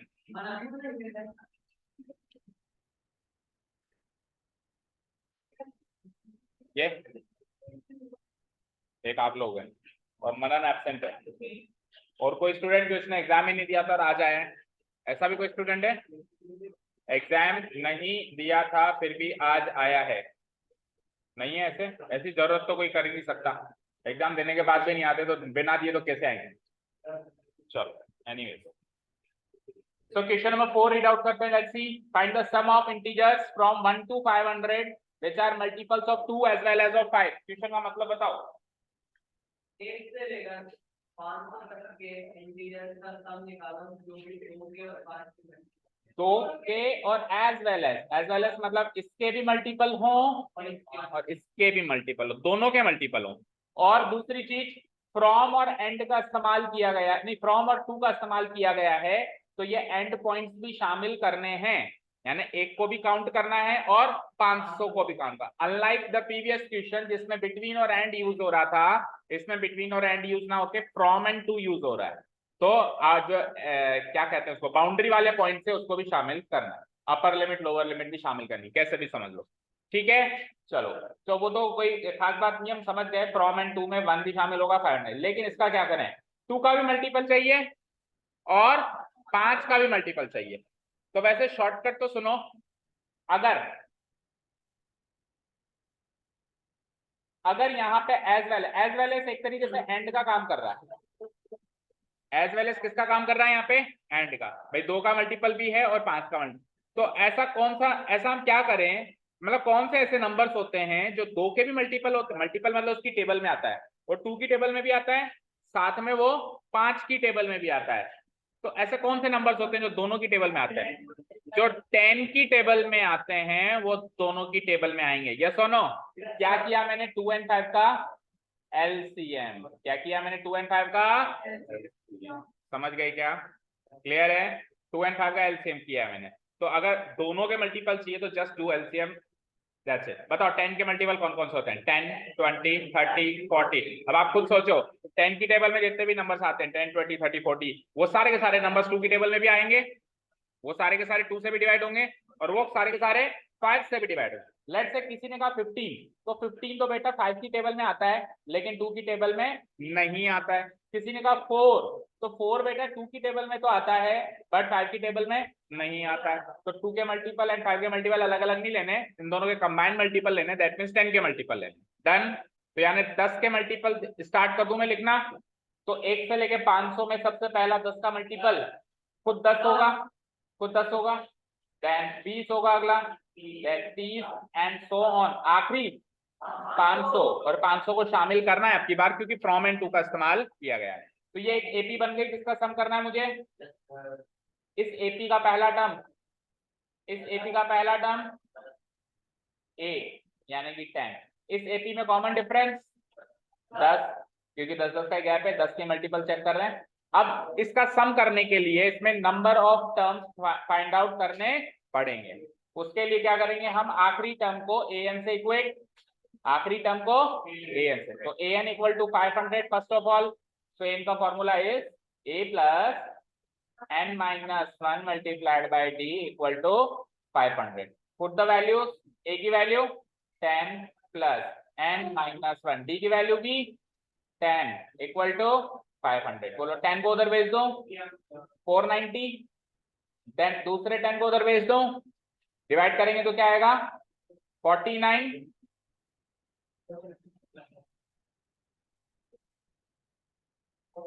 क्या दिखा रहा है इसमें,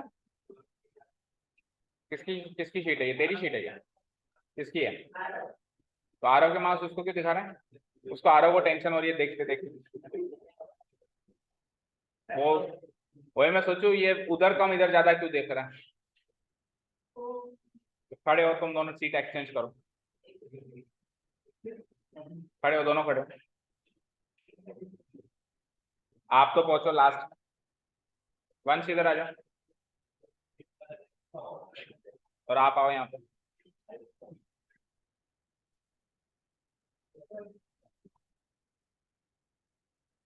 चलो आइए 49, और ये -1 इधर आएगा तो +1, यानी कितने नंबर्स हैं ऐसे 50। तो ये पैकेज मिल गया ADN का। चलो सम निकाल लें, तो सम छोटे वाले फॉर्मूला से भी निकाल सकते हैं एंड बड़े वाले फॉर्मूला से भी। छोटे वाले से निकालेंगे, बड़े से छोटा।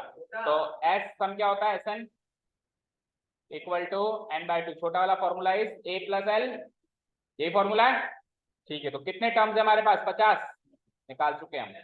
तो 50/2 इंटू A कितना है, A 10, और आखिरी टर्म कितना है 500, ठीक है। 50/2 इज 25 इंटू 510, 25 1 25, रिमाइंडर 2, 25 5 125 एंड 2 120। करिए मैथ चांस, करेक्ट है, कोई doubt. So it was an easy one, but वो उस चीज को आप डिकोड कर पाओ कि दोनों का मल्टीपल होगा, तो उसके लिए क्या करना। सम सम रॉन्ग आ रहा है, कैलकुलेशन मिस्टेक है। तो कैलकुलेशन मिस्टेक में कहा, कौन सी जगह कैलकुलेशन मिस्टेक है भाई। 50/2 गलत किया है, इसको जोड़ा गलत है, 25 इंटू 510 गलत किया है, बस इतना सा ही गलत है ना, तो आधा नंबर काट दो। हाँ AP बना के छोड़ दी तो आधा नंबर दे दो, बाकी काट दो, एक दे दे, आधा दे दे, आधा तो देगी। हाँ अरे एक मिनट, अच्छा ये 2 नंबर का है, हाँ तो 2 नंबर में से आधा दे दे। और आप फिर 1/4 ही काटो बेचारे का, करण 1/4 ही काटो, ठीक है। चलो नेक्स्ट, जो 2 नंबर का था भूलिया, मुझे लगा 3।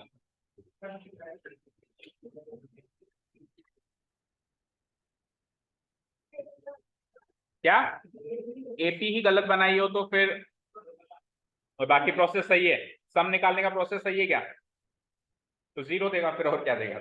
जब वो AP गलत बनाई है, सम निकालने का प्रोसेस गलत है, तो सही कुछ है ही नहीं ना उसमें। चलो आओ नेक्स्ट, इसका सेकंड पार्ट देख लो भैया। हाउ मेनी नंबर्स लाई, अब देखो हाउ मेनी नंबर्स पूछ रहा है only, that means only n पूछ रहा है, ओनली नंबर। नहीं सुधरोगे तुम, मतलब इन दोनों बेंच में कोई स्पेशल बात है क्या, जो भी बैठता है वो बात करता है। हाँ आदमी पलट दिए मैंने, लेकिन इन दोनों बेंचों में कुछ ना कुछ तो लोचा है। हाँ जी देखो n इक्वल टू, तो देखो हाउ मेनी नंबर्स का मतलब कितने ऐसे नंबर्स होंगे। तो पहला यहाँ इतना पढ़ते ही, आगे मैंने पढ़ा नहीं है लेकिन इतना पढ़ते ही पता चल गया कि छोटा सा क्वेश्चन जिसमें केवल n निकालना। जैसे पिछले क्वेश्चन में n भी निकालना था और साथ में, तो 2 क्वेश्चन थे पिछले में तो, बट इसमें ओनली n निकालना है, इसमें ओनली n निकालना है, इसमें सम नहीं निकालना है। पर हो सकता है आगे कॉम्प्लिकेशंस थोड़ी सी अच्छी खासी हो, देख लेते हैं। पर निकालना केवल n है, वो तो चीज फिक्स हो गई, AP बनानी है और उसमें कितनी टर्म्स है वही पता करना है। चलते आगे, तो बिटवीन एंड एंड का कॉम्बिनेशन आ गया अगेन। तो अगेन 12 को भी नहीं गिनना है और 300 को भी नहीं गिनना है। 12 के अगला नंबर 13 और 300 से पिछला नंबर 299। तो 13 से 299 तक के नंबर ही कंसीडर करने हैं। आगे बढ़े, which when divided by 4 leave a remainder 3, क्या समझे। जब जब 4 से डिवाइड करते हैं तब तब 3 रिमाइंडर बचता है, जब जब 4 से डिवाइड करें तब तब 3 रिमाइंडर बचे, समझ गए। अगर ये लीव ए रिमाइंडर 3 काट देता तो ये तो मल्टीपल ऑफ 4 वाला क्वेश्चन बन जाता, पर इसको मल्टीपल ऑफ 4 नहीं चाहिए। तो जो 4 के मल्टीपल नहीं होते हैं ऐसे नंबर 3 प्रकार के होते हैं। पहले प्रकार का नंबर जो 1 रिमाइंडर दे, दूसरे प्रकार का नंबर जो 2 रिमाइंडर दे, तीसरे प्रकार का नंबर जो 3 रिमाइंडर दे। 3 ही प्रकार के नंबर होते हैं जो 4 के मल्टीपल नहीं होते हैं, और चौथे प्रकार का तो फिर कुछ 4 का मल्टीपल ही आ जाता है। तो उसमें से कौन सा नंबर चाहिए, उसको 3 रिमाइंडर देने वाले नंबर चाहिए, और फिर वो उनका सब नहीं करना, बस गिन के बताना ऐसे कितने नंबर्स हैं। ओके, सो 13 से 299 अगर मैं गिनती गिनना स्टार्ट करूं, मतलब नेचुरल नंबर्स लिखूं, तो सीरीज कुछ ऐसे बनेगी 13 14 15, 16 and so on up to 299. So 297, 298 and 298 and 299. तो वैसे तो ये नंबर्स बन रहे हैं हमारे पास, ठीक है, डन। अब मुझे पहला ऐसा नंबर सोचना होगा और अगेन पिछली बार की तरह आखिरी ऐसा नंबर सोचना होगा जिसे 4 से डिवाइड करें तो रिमाइंडर क्या बचे, 3 बचे। तो जैसे अपन नहीं करते थे पहले नंबर को डिवाइड करके, कुछ वैसा ही प्रोसेस अपनाएंगे। वैसे अगेन 4 से डिविजिबिलिटी की बात है तो आप वैसे भी सोच सकते हो कॉमन सेंस से भी, लेकिन प्रोसेस क्या रहेगा उसकी बात करते हैं। तो पहला नंबर उठा लीजिए आप 13, 13 पहला नंबर 13 है, इसको 4 से डिवाइड किया मैंने, तो 4 3 जा 12, रिमाइंडर 1। अरे ये तो 4 से डिवाइड करते हैं तो रिमाइंडर 1 देता है, मुझे रिमाइंडर कितना देने वाला चाहिए। तो अगर ये 2, इसके पास रिमाइंडर 1 बचा, मुझे 3 चाहिए, तो मुझे 2 रिमाइंडर ज्यादा चाहिए, तो उसके पास 2 नंबर ज्यादा होने चाहिए, ज्यादा होने चाहिए। तो पहला नंबर क्या मिल जाएगा, 15। समझ गए, ठीक है। तो पहला नंबर मिल गया 15। अब सर पहला नंबर तो मिल गया, अगला क्या मिलेगा सोचो जरा।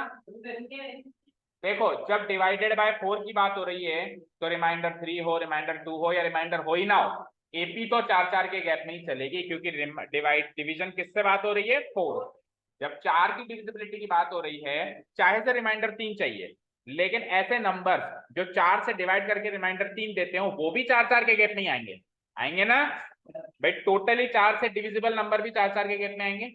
4 से डिविजिबल होकर जो 1 रिमाइंडर नंबर देते हैं वो नंबर्स भी 4 के गैप में ही आएंगे।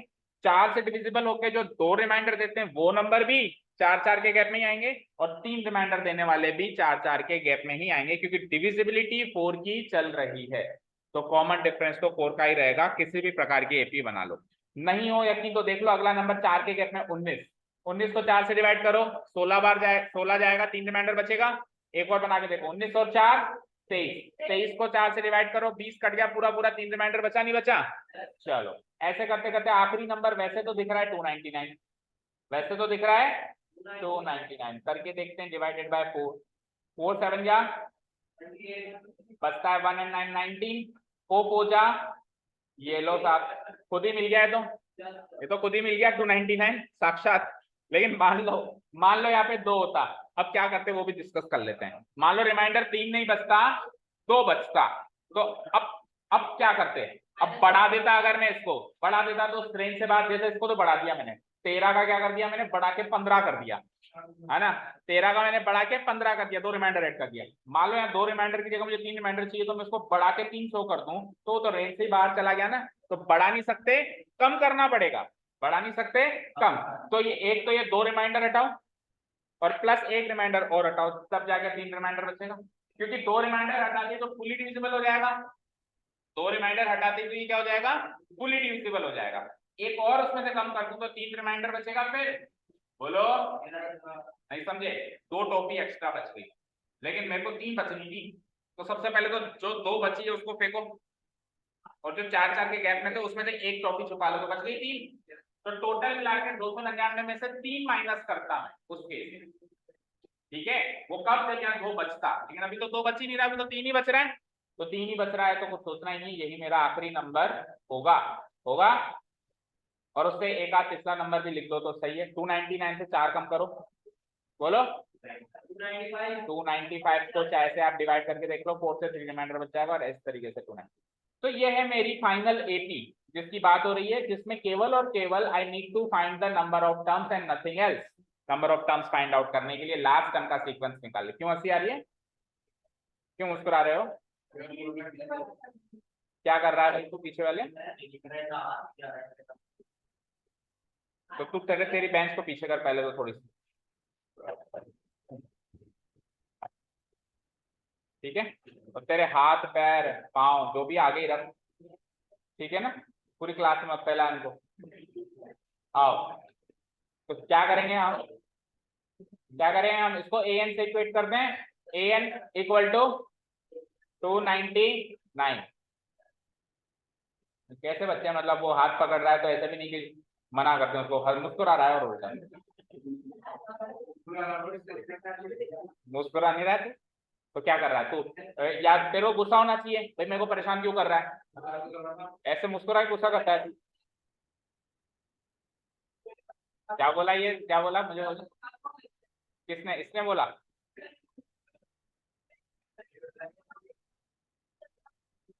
घर कौन, घर से उठाने की बात किसने करी? तू वसूली भाई है, तू घर से उठाता है? घर से पता है कौन उठाता है? तो नहीं नहीं, गाड़ी वाला उठाता है कचरा घर से, और कोई नहीं उठाता है। घर घर जाके कचरा उठाता है। आओ इधर आओ। ए पहली टर्म क्या है, इधर देखो। अभी मैं कैमरे में देखता हूँ और भेजता हूँ दोनों के पेरेंट्स को, तो जवाब देना उनको। पहली टर्म क्या है? 15। Common difference as we discuss it is 19 minus 15 that is 4। ठीक है, सारे एट्रीब्यूट्स क्लियर है। एन निकालो। ए यानी कि 15, एन तो पता करना है। डी कितना है? 299। ओके, सो 15 उधर जाएगा, 299 माइनस 15 280। ठीक है, फिर 4 से डिवाइड करवाओ। 7 21 माइनस 1 जाएगा। तो एन की value n total number of term equal to. Math करो, किस किसने अटेंड किया था ये? ओनली मयंक, बाकियों ने किसी ने नहीं किया? बाकियों ने सबने पहला वाला किया था। चलें, तो इस टाइप की क्वेश्चंस कवर हो गई है। आ जाइए fifth one. Split 207 into 3 parts. अब देखो मैंने कहा 207 को 3 पार्ट्स में स्प्लिट करो, तो इसका मतलब 3 पार्ट्स ऐसे बनाओ जिसका जोड़ 207 होता हो। ये तो समझ में आया ना? कहीं कुछ बच्चे ऐसे स्प्लिट करते हैं सर, 2 अलग 0 अलग 7 अलग, ये भी स्प्लिट करना ही है। तो ये कॉमन सेंस कहेगा, ये तो कॉमन सेंस की बात है। मैंने कहा 200 को 3 में बांटो, 3 लोगों में बांटो, तो 200 को 3 लोगों में बांटने का मतलब उस सम को, उस जोड़ को, उस योग को 3 लोगों में बांटना है। समझ गए? ताकि हम तीनों को वापस सम अप करें तो 200 आना चाहिए। तो 207 को 3 पार्ट्स में इस तरीके से बांटना है कि वो तीनों पार्ट्स क्या बनाते हैं? एपी। वो तीनों पार्ट्स क्या बनाते हैं? दिस दिस दिस, एक सीक्वेंस बनाते हैं जिसको अपन एपी कहते हैं। वो बढ़ता हुआ सीक्वेंस भी हो सकता है और घटता हुआ सीक्वेंस भी हो सकता है। और उनका प्रोडक्ट, अच्छा प्रोडक्ट ऑफ 2 स्मॉलर पार्ट्स। अब देखो, जब 3 पार्ट्स में मैं डिवाइड कर रहा हूं और वो एपी बन रहा है, वो क्या बन रहा है? एपी। तो उसमें से जो एक सबसे बड़ा पार्ट होगा, एक मिडिल वाला पार्ट होगा और एक सबसे छोटा वाला पार्ट होगा।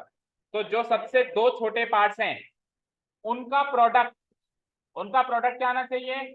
4 6 2 3। समझ आया? अच्छा एक चीज और सुनो, अगर मैं इसको यहां से काट दूं तो पता है आप 207 को इक्वली भी डिवाइड कर सकते हो, क्योंकि कांस्टेंट एपी भी तो होती है। 3 6 जा 18, 3 9 जा 20। आप ऐसे नहीं कर सकते हो सर मैं तो इक्वली डिस्ट्रीब्यूट कर दूंगा, क्योंकि अभी भी एपी बन रही है, कॉमन डिफरेंस 0, कॉमन डिफरेंस 0। तो अगर अगली वाली बात ना करें ना, छोटा पार्ट बड़ा पार्ट, इनकी अभी तो तीनों बराबर है, कोई छोटा नहीं कोई बड़ा नहीं, लेकिन जैसे उसने अगली बात कही कि स्मॉलर पार्ट्स, तो यानी कि इक्वल डिस्ट्रीब्यूशन नहीं है, छोटा बड़ा कम ज्यादा वाला डिस्ट्रीब्यूशन। समझ आया? ओके, आइए अब 3 पार्ट्स को क्या माने बताओ? 3 पार्ट्स को हम क्या क्या माने? आपको कल ही बताया था शायद। जब 3 हो तो आप पहला टर्म मानो a माइनस डी, दूसरा टर्म मानो a नहीं a, एंड तीसरा टर्म मानो a प्लस डी। ठीक है ना? रेदर देन जो जनरल ट्रेडिशनल तरीका है a plus D a plus 2d, उससे अच्छा आप ये एडवांस तरीका अपनाओ। ये 3 टर्म्स हो गए मेरी, तीनों टर्म्स एपी में है अभी। अब इन तीनों का सम करना है। पहले तो इन तीनों का क्या करना है? सम। और सम क्या आना चाहिए? 207। तो जब मैं इनका सम अप करूंगा तो माइनस डी से प्लस डी खत्म, और a plus a 3a equal to 207। यानी कुछ भी कहो, बीच वाला पार्ट तो 69 आएगा ही आएगा। ठीक है, 207 डिवाइडेड बाय 3 यानी कि 3 6 18 39। यानी a क्या था? Middle part. a starting part नहीं था। वैसे अमूमन एपी में a पहला टर्म होता है, लेकिन हमने जो एपी मानी है उसमें a दूसरा टर्म यानी कि मिडिल टर्म है। तो मिडिल टर्म तो क्या आएगा? 69 आएगा। ये तो हो गया फिक्स। अब क्या कह रहा है? दो छोटे टुकड़े हैं उनका प्रोडक्ट दे रखा है। तो अगर आप इसको इंक्रीजिंग एपी माने तो दो छोटे टुकड़े ये होंगे, और अगर आप इसको डिक्रीजिंग एपी माने तो दो छोटे टुकड़े ये होंगे। आप किसी भी एक केस से आगे बढ़ सकते हैं, आपका आंसर वही आएगा, क्योंकि 3 नंबर तो लेते कि वही निकलेंगे। तो बोलो इंक्रीजिंग एपी से आगे बढ़े या डिक्रीजिंग? इंक्रीजिंग से आगे बढ़ते हैं, क्योंकि कॉमन सेंस ये कहता है कि एपी बढ़ रही है ना। चलो, तो इंक्रीजिंग एपी के हिसाब से इन दोनों छोटे पार्ट्स का प्रोडक्ट करना पड़ेगा। कर दूं प्रोडक्ट? यस, बिल्कुल लिखनी पड़ेगी। Considering the given AP as an increasing AP, product of two smaller parts will be A minus D, A minus D multiplied by A। और ये प्रोडक्ट गिवन है, कितना गिवन है? ये प्रोडक्ट कितना गिवन है? 4623, 4623, ठीक है, 4623 एंड इट इज गिवन। अब इसमें से आपके पास चेक करो, ए की वैल्यू तो आ गई ना, 69 माइनस डी मल्टीप्लाइड बाय 69 4623। तो इसमें से डी की वैल्यू इजीली आ जाएगी। 69 को पहले उधर ले जाओ, 69 माइनस डी की वैल्यू हो जाएगी 69, डिवाइड हो जाएगा इधर आके, 4623 को 69 से डिवाइड कराओ फटाफट, क्विकली जल्दी करो। हो गया? करो एवरीवन, एवरीवन।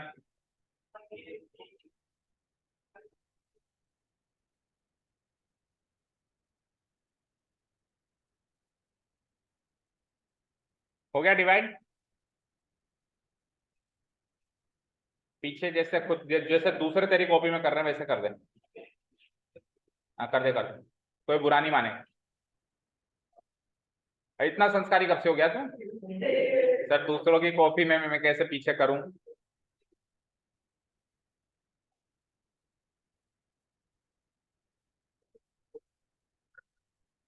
थर्टीन की टेबल ही नहीं आती, 23 भी नहीं आती, 69 आ रहा है। अच्छा ठीक है, 23 3 जा,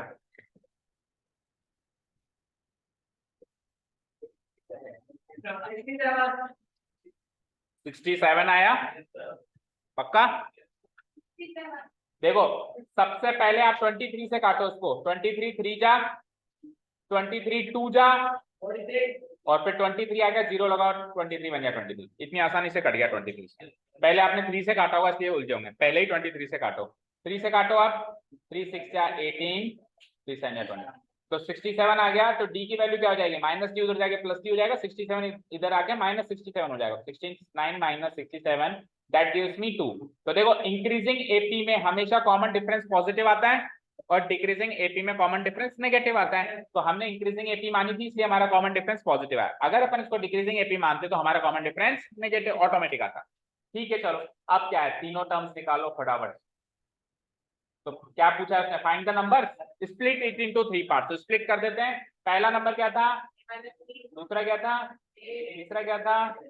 तो ए तो क्लियर था शुरू से ही, 69 69 69 माइनस प्लस, कितना माइनस करना है? डी, तो 2 एंड इधर भी 2, तो 67 69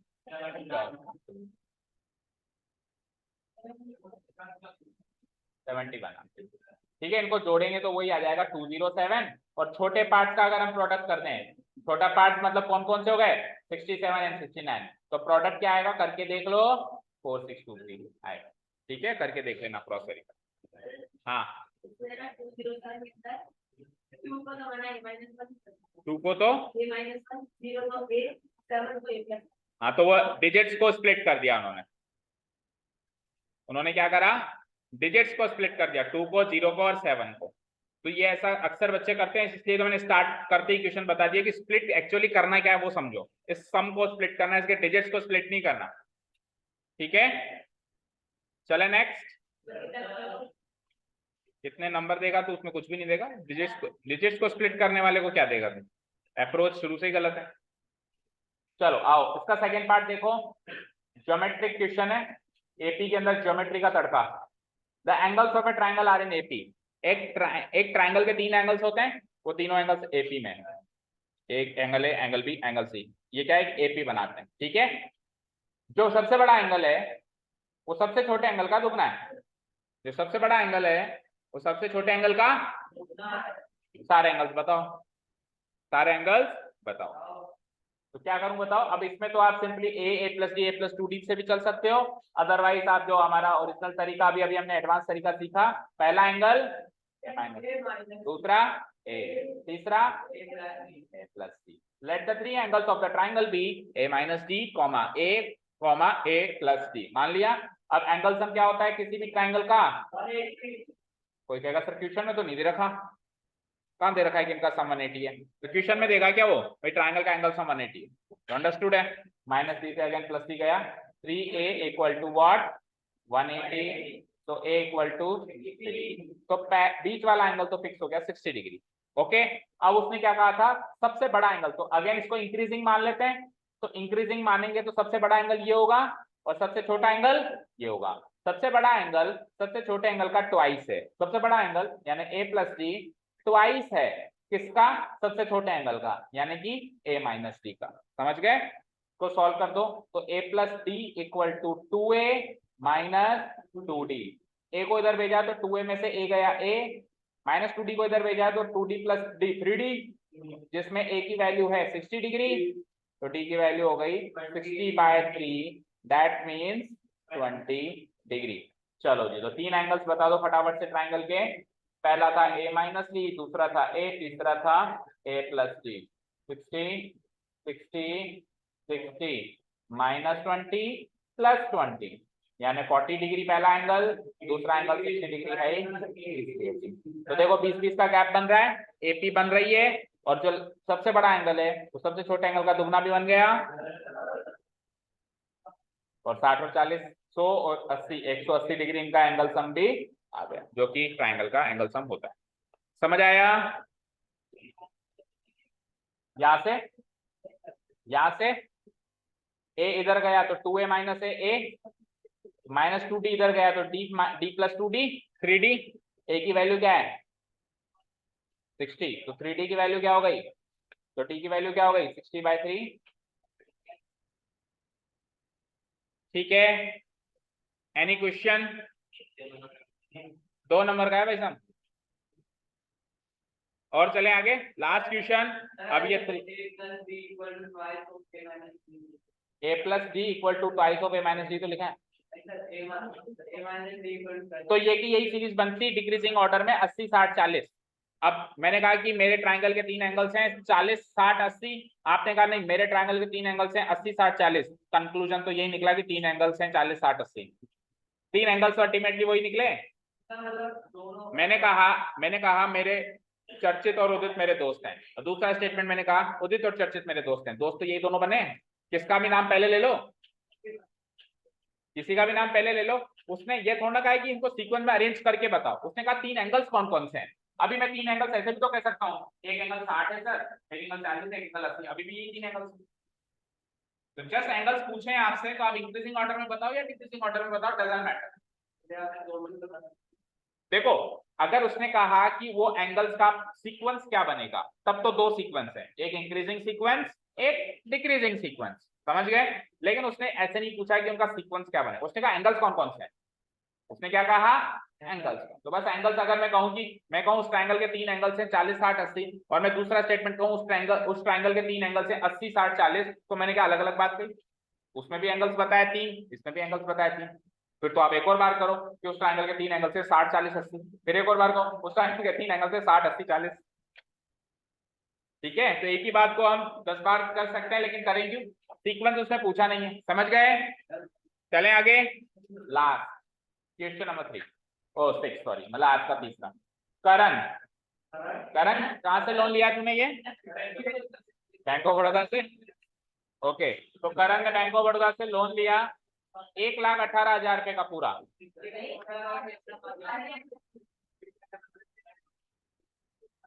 बाद में बता देना उसको क्या कर रहा था लोन का ना। चलो चलो देखो इधर देखो, उसने एजुकेशन लोन लिया था उसने पढ़ाई के लिए। ठीक है, एजुकेशन लोन भी देती है बैंक। चलो देखो कितने साल के बच्चे को मतलब है ना ग्रेजुएशन में, ग्रेजुएशन के लिए या पोस्ट ग्रेजुएशन के लिए या फर्दर स्टडीज के लिए, इसको पहले मिल गया। चलो देखो इधर आ जाओ, बाई पेइंग, आप इधर आ जाओ, by paying every month starting with the first installment of ₹1000। 1,18,000 का टोटल लोन है जिसको रीपे करना है और पहली इंस्टॉलमेंट ₹1000 की है उसकी।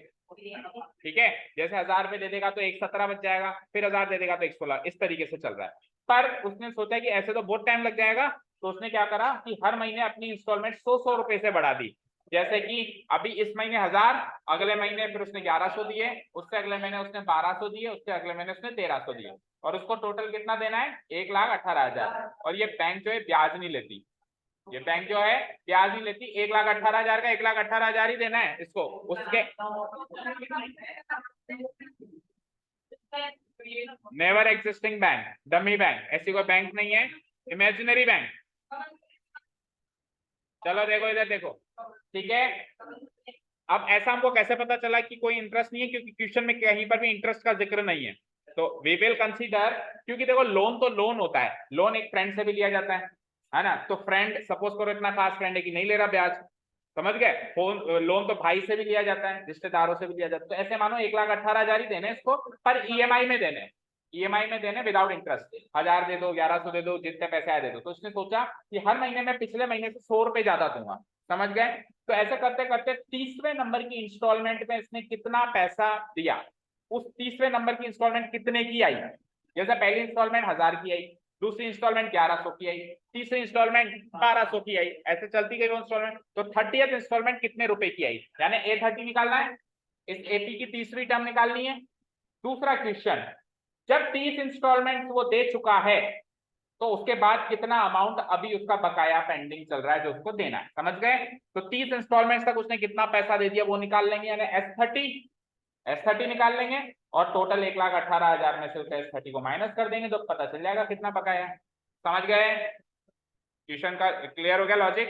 चलो, तो पहली इंस्टॉलमेंट कितने की थी 1000। तो मैं क्या कैसे लिखूंगा, it is given that first instalment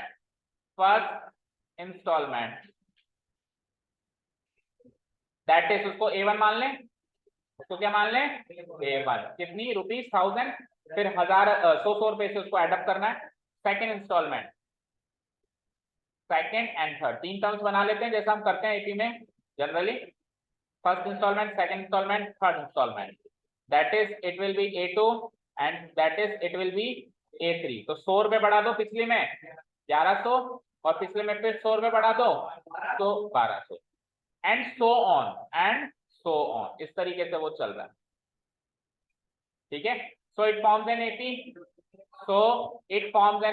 as follows, it forms an AP as follows। देखो भाई, क्वेश्चन बिल चैप्टर का बिल्कुल आखिरी पड़ाव चल रहा है, लेकिन फिर भी मैं आपको प्रॉपर स्टेप्स जितना हो सके लिखवा रहा हूँ, ठीक है। इसीलिए ही लिखवा रहा हूँ कि आप भी लिखें, आप भी सीखें, आपको स्टेप्स के ही मार्क्स मिलेंगे, विदाउट स्टेप्स आपको कोई मार्क्स नहीं देगा। क्या स्टेप्स के बिना मार्क्स नहीं मिलेंगे, स्पेशली सीबीएसई वालों को। आप कुछ मिलेंगे लेकिन पूरे नहीं मिलेंगे ना, मतलब स्टेप्स वाले पार्ट के तो कटेंगे ना भाई। 3 नंबर में से अगर 2 नंबर दे दिए तो उसने स्टेप्स के ही काटे ना 1 नंबर। हाँ बेटा, अब किस टाइप के स्टेप्स हैं, देखो कई बार क्या होता है संक्षिप्त में भी स्टेप्स लिखे जाते हैं, है ना, छोटे फॉर्म में, जरूरी नहीं लिखते बड़े बड़े स्टेटमेंट। अब देखो फर्स्ट इंस्टॉलमेंट में बड़ा स्टेटमेंट तो नहीं है, लेकिन फर्स्ट इंस्टॉलमेंट लिखते अपने आप में बहुत बड़ी इंफॉर्मेशन दे रहा है। तो इस टाइप से स्मार्ट वर्किंग करनी है वहां पे कि कम समय यूज हो, छोटे से छोटी जगह लिख के अपन ज्यादा से ज्यादा इंफॉर्मेशन दें, समझे।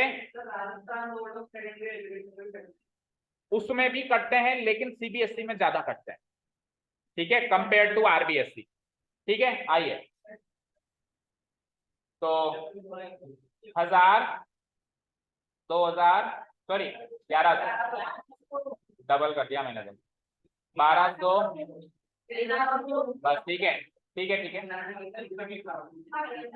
अप टू 30 टर्म्स नहीं है ये, अप टू 30 टर्म्स तक उसका लोन थोड़ा चुकेगा। आपसे तो बस ये पूछा है, अप टू 30 टर्म्स लिख देता हूं ना अगर मैं, तो इसका मतलब ये कि वो 30 नंबर तक ही देगा, उसके बाद नहीं देगा, उसके बाद खा के भाग जाएगा। तो ऐसा थोड़ी ना है, 30 टर्म्स तक पूरा लोन थोड़ा रीपे हुआ उसका। उसने पूछा 30 टर्म्स तक कितने आपने ईएमआई दे दी, 30 नंबर पे कितनी दी और 30 टर्म्स तक कितनी दी। तो आप इसको अप टू 30 नहीं लिख सकते, आपको डॉट डॉट लगाना पड़ेगा, क्योंकि आपको खुद को नहीं पता कि कितनी इंस्टॉलमेंट में ये पैसा जमा होगा। ओके ठीक है। हाँ अगर क्लियर होता कि आखिरी इंस्टॉलमेंट 30वें नंबर की इंस्टॉलमेंट है, क्लियर होता है क्वेश्चन में, तो मैं अप टू 30 लिखता। ठीक है, तो सबसे पहले तो 30th इंस्टॉलमेंट निकालते हैं हम। 30th नंबर की इंस्टॉलमेंट, तो टीएच लगा हुआ है, तो जब टीएच लगा हुआ होता है वो एन की वैल्यू होती है, दैट मीन्स ये A30 है, ये क्या है A30, तो A30 का मतलब A प्लस, हाँ डायरेक्ट सम निकाल लेता, लेकिन क्वेश्चन 2 है ना, what amount will be paid by him in the 30th installment. अगर ये वाला क्वेश्चन होता दूसरा, ये वाला क्वेश्चन होता तब मैं डायरेक्ट सम निकालता, दोनों है, एन भी निकालना है एसएन भी निकालना है। ठीक है हाँ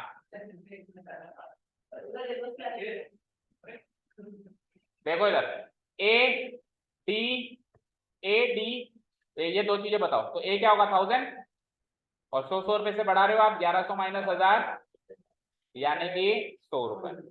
डन, चलो पुट द वैल्यू, ए क्या है 1000 प्लस 29 इंटू डी क्या है 100, तो ये तो 2900 हो गए, 2900 और 1000, तो 30वें नंबर पे उसने 3900 रुपए की ईएमआई भरी होगी। ईएमआई समझते हो क्या होता है? नहीं समझते, इक्वल मंथली इंस्टॉलमेंट, तो ये ईएमआई नहीं है एक्चुअली, क्योंकि ईएमआई तो इक्वल होती है, इसको एमआई बोलेंगे बस, मंथली इंस्टॉलमेंट। ओके चलो आओ, अब 30 इंस्टॉलमेंट्स तक टोटल कितना पैसा दे दिया वो निकाल लें। Total amount paid in, total amount paid in 30 installment, 30 installment तक उसने कितना पैसा दे दिया। जैसे पहली इंस्टॉलमेंट में उसने 1000 दे दिए, दूसरी में 1100 दे दिए, तो इन सबको ऐड अप करूंगा भाई कितना दे दिया, अप टू 30 टर्म्स तक ऐड कर दूंगा, तो इसको हम क्या कहेंगे मैथमेटिकली S30, क्या कहेंगे इसको S30। छोटे फॉर्मूले से काम हो जाएगा, क्यों, क्योंकि A30 की वैल्यू गिवन है, A30 की वैल्यू, सपोज करो उल्टा करता वो, मतलब ऐसा कुछ करता कि 29th टर्म निकलवाता और 30 टर्म का सम करवाता, तब तो बड़े फॉर्मूले पे चलना पड़ता, लेकिन जो टर्म उसने पूछी है उतने ही टर्म्स का सम पूछा है, तो छोटे फॉर्मूले से काम है। हाँ बोलो, लास्ट टर्म नहीं है तो L नहीं लिखूंगा मैं, उसको A30 लिखूंगा, क्या दिक्कत है। 30 टर्म्स के सम में, 30 टर्म्स के सम में पहली और तीसरी टर्म लूंगा ना, पहली और तीसरी टर्म नहीं लूंगा क्या 30 टर्म्स के सम में, बताओ। ठीक है ओके चलो आप S30 equal to n/2 n/2 into ए क्या है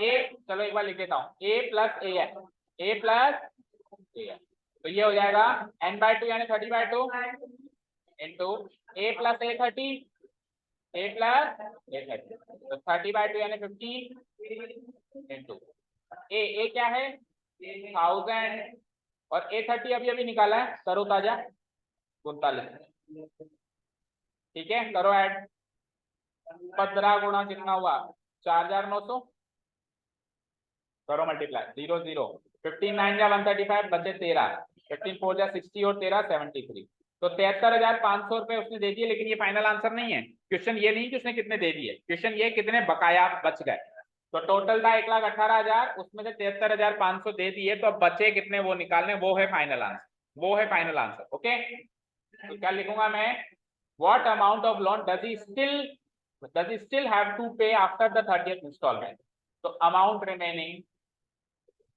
remaining to be paid, amount remaining to be paid, कैसे, टोटल लोन कितने का था 1,18,000, और 30 इंस्टॉलमेंट तक उसने दे कितना दिया 73,500 दे दिया, कितना बचेगा 500 4 44,500 रुपये बचे, क्या 1,14,000 बच जाते हैं 30 इंस्टॉलमेंट के बाद भी।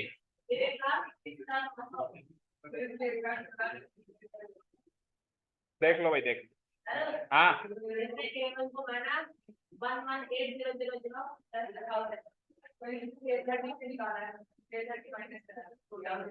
केवल 30वीं इंस्टॉलमेंट माइनस करिए, अब देखो मेरी बात सुनो, क्वेश्चन था 30th इंस्टॉलमेंट के बाद कितना बकाया है, तो 30th इंस्टॉलमेंट के बाद केवल ये 30 माइनस होगा क्या? पुराने जो पैसे दिए वो क्या माइनस नहीं होंगे क्या? नहीं होंगे भाई। मैंने कहा 30th इंस्टॉलमेंट के बाद कितने बकाया है। सपोज करो आपने पैसे लिए हैं और आप चुका रहे हो हर महीने, 30वें नंबर में आपने कितने दिए? 4900 रुपए, नहीं 3900 रुपए दे दिए आपने, और आपने उससे पूछा मेरा हिसाब बता कितने बाकी हैं। तो वो अगर आपको ऐसे कहे कि भैया तेरे 1,18,000 रुपए का लोन था, 3900 तू ये दे रहा है, माइनस कर दे इतने बचा है, तो भैया पहले 29 इंस्टॉलमेंट में जो दिए वो भी तो माइनस करेगा ना। ओनली A30 थोड़ा माइनस होगा, S30 माइनस होगा, पूरे 30 टर्म्स का सम माइनस होगा। इसने ये किया है तो गलत है, बाकी सब सही है, तो आप 2 दे दो। हाँ, इसके बाद से पूरा गलत है तो भी आप 2 नंबर दे दो। हाँ चले लास्ट पार्ट पे इसके।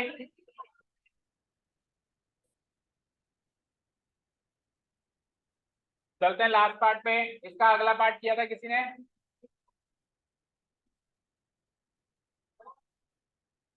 केवल एक विधि ने किया, क्योंकि उसी ने पूछा था, एक दिन पहले पूछ के गई थी शायद।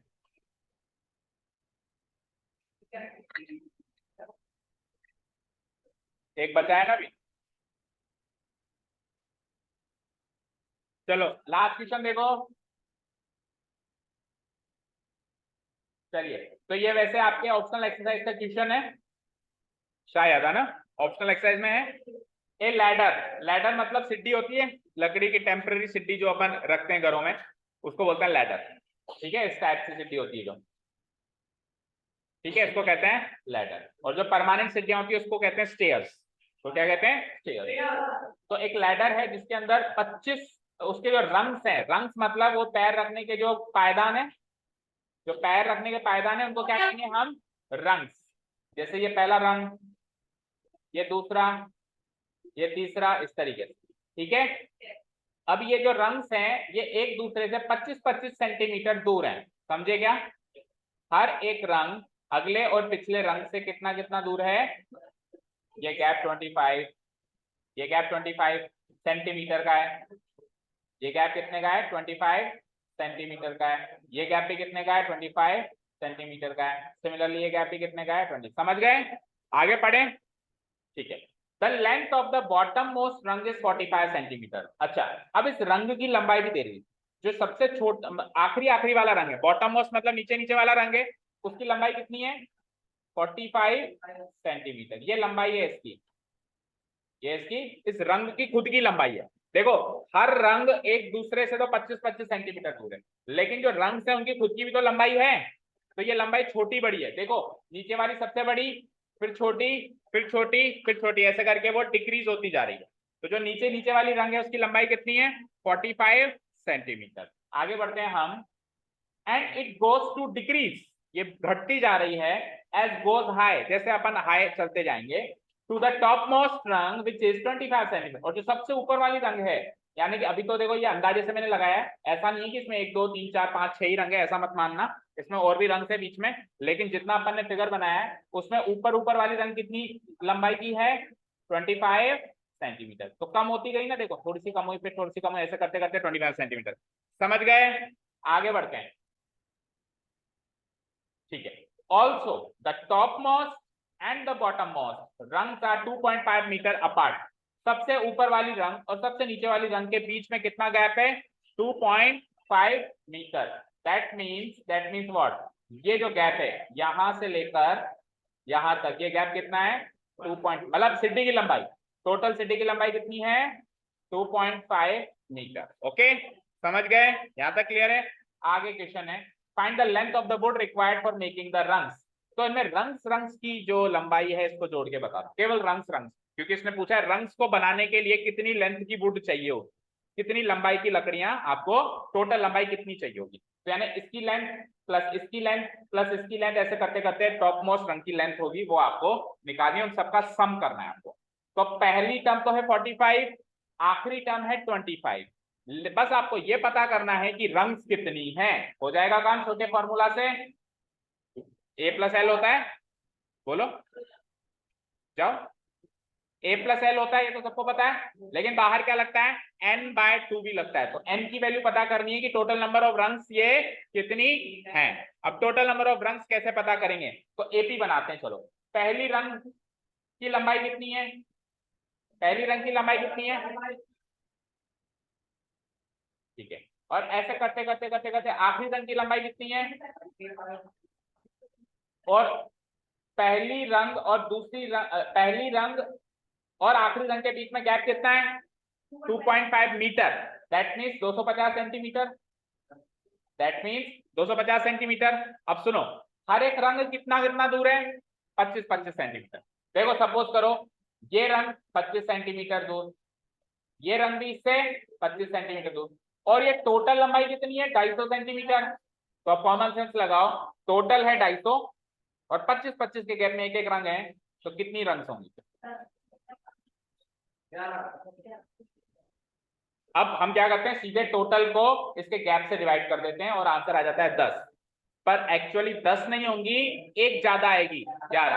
अब मैं इसको प्रैक्टिकली प्रूव करके बताता हूँ, तो प्रैक्टिकली प्रूव करके बताता हूँ। सपोज करो मेरे पास टोटल लंबाई है 50 सेंटीमीटर, टोटल लंबाई क्या है, छोटे से एग्जाम्पल से प्रूव करते हैं।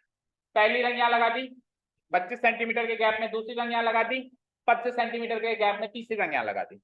तो 50 सेंटीमीटर को अगर मैं 25-25 से डिवाइड करूं तो 2 आता है आंसर, लेकिन रंग तो देखो 3 निकली, तो यानी कि हमेशा +1 निकलेगी। तो अगर 250 को मैंने 25 से डिवाइड किया तो 10 रंग्स नहीं निकलेंगी, उसमें +1 करना पड़ेगा, that means total number of rungs कितनी हो जाएंगी, 11। समझ आया। तो यहाँ पे टोटल नंबर ऑफ रंग्स निकालते हैं अपन, टोटल नंबर ऑफ रंग निकालेंगे हम, कैसे, टोटल कितना गैप है 250 का, और इनके अलग अलग अलग अलग गैप कितना है 25 का, और +1 करना ही पड़ेगा। तो इसको काटेंगे तो 10 + 1 11 रंग, ये लो साहब, ये 11 रंग्स आई हैं, तो दैट इज n की वैल्यू 11 हो गई। बोलो, पहली टर्म 45 हो गई, आखिरी टर्म 25 हो गई। इस पैकेट से इसका आंसर आ जाएगा, बोलो SN = n/2 × a + l। तो n की वैल्यू है 11, यानी 11 रंग्स की लंबाई को जोड़ना है आपको। S11 = बोलो 11/2 इंटू पहली टर्म 45, आखिरी टर्म 25, तो 11/2 इंटू कितना हो गया, ये 50 और 20 70, 35 टाइम्स 11 5 55, 33 and 5 385 सेंटीमीटर, और आई कैन से 38.5 मीटर, कुछ भी आंसर दे सकते हो मीटर। कल कोऑर्डिनेट ज्योमेट्री चैप्टर स्टार्ट होगा, तो उसके लिए छोटे मोटे इंस्ट्रूमेंट्स जो हैं आप लेके आइएगा घर से, छोटे मोटे रहते हैं, कोई बड़े भारी भरकम हथियार तो मंगाता नहीं हूँ। ऐसा बोला नहीं कि AK-47 से क्या आना, तोप वाले ले आना। इधर रख दो भैया सब सीट्स को। Thank you so much for listening to us, have a nice day, keep learning.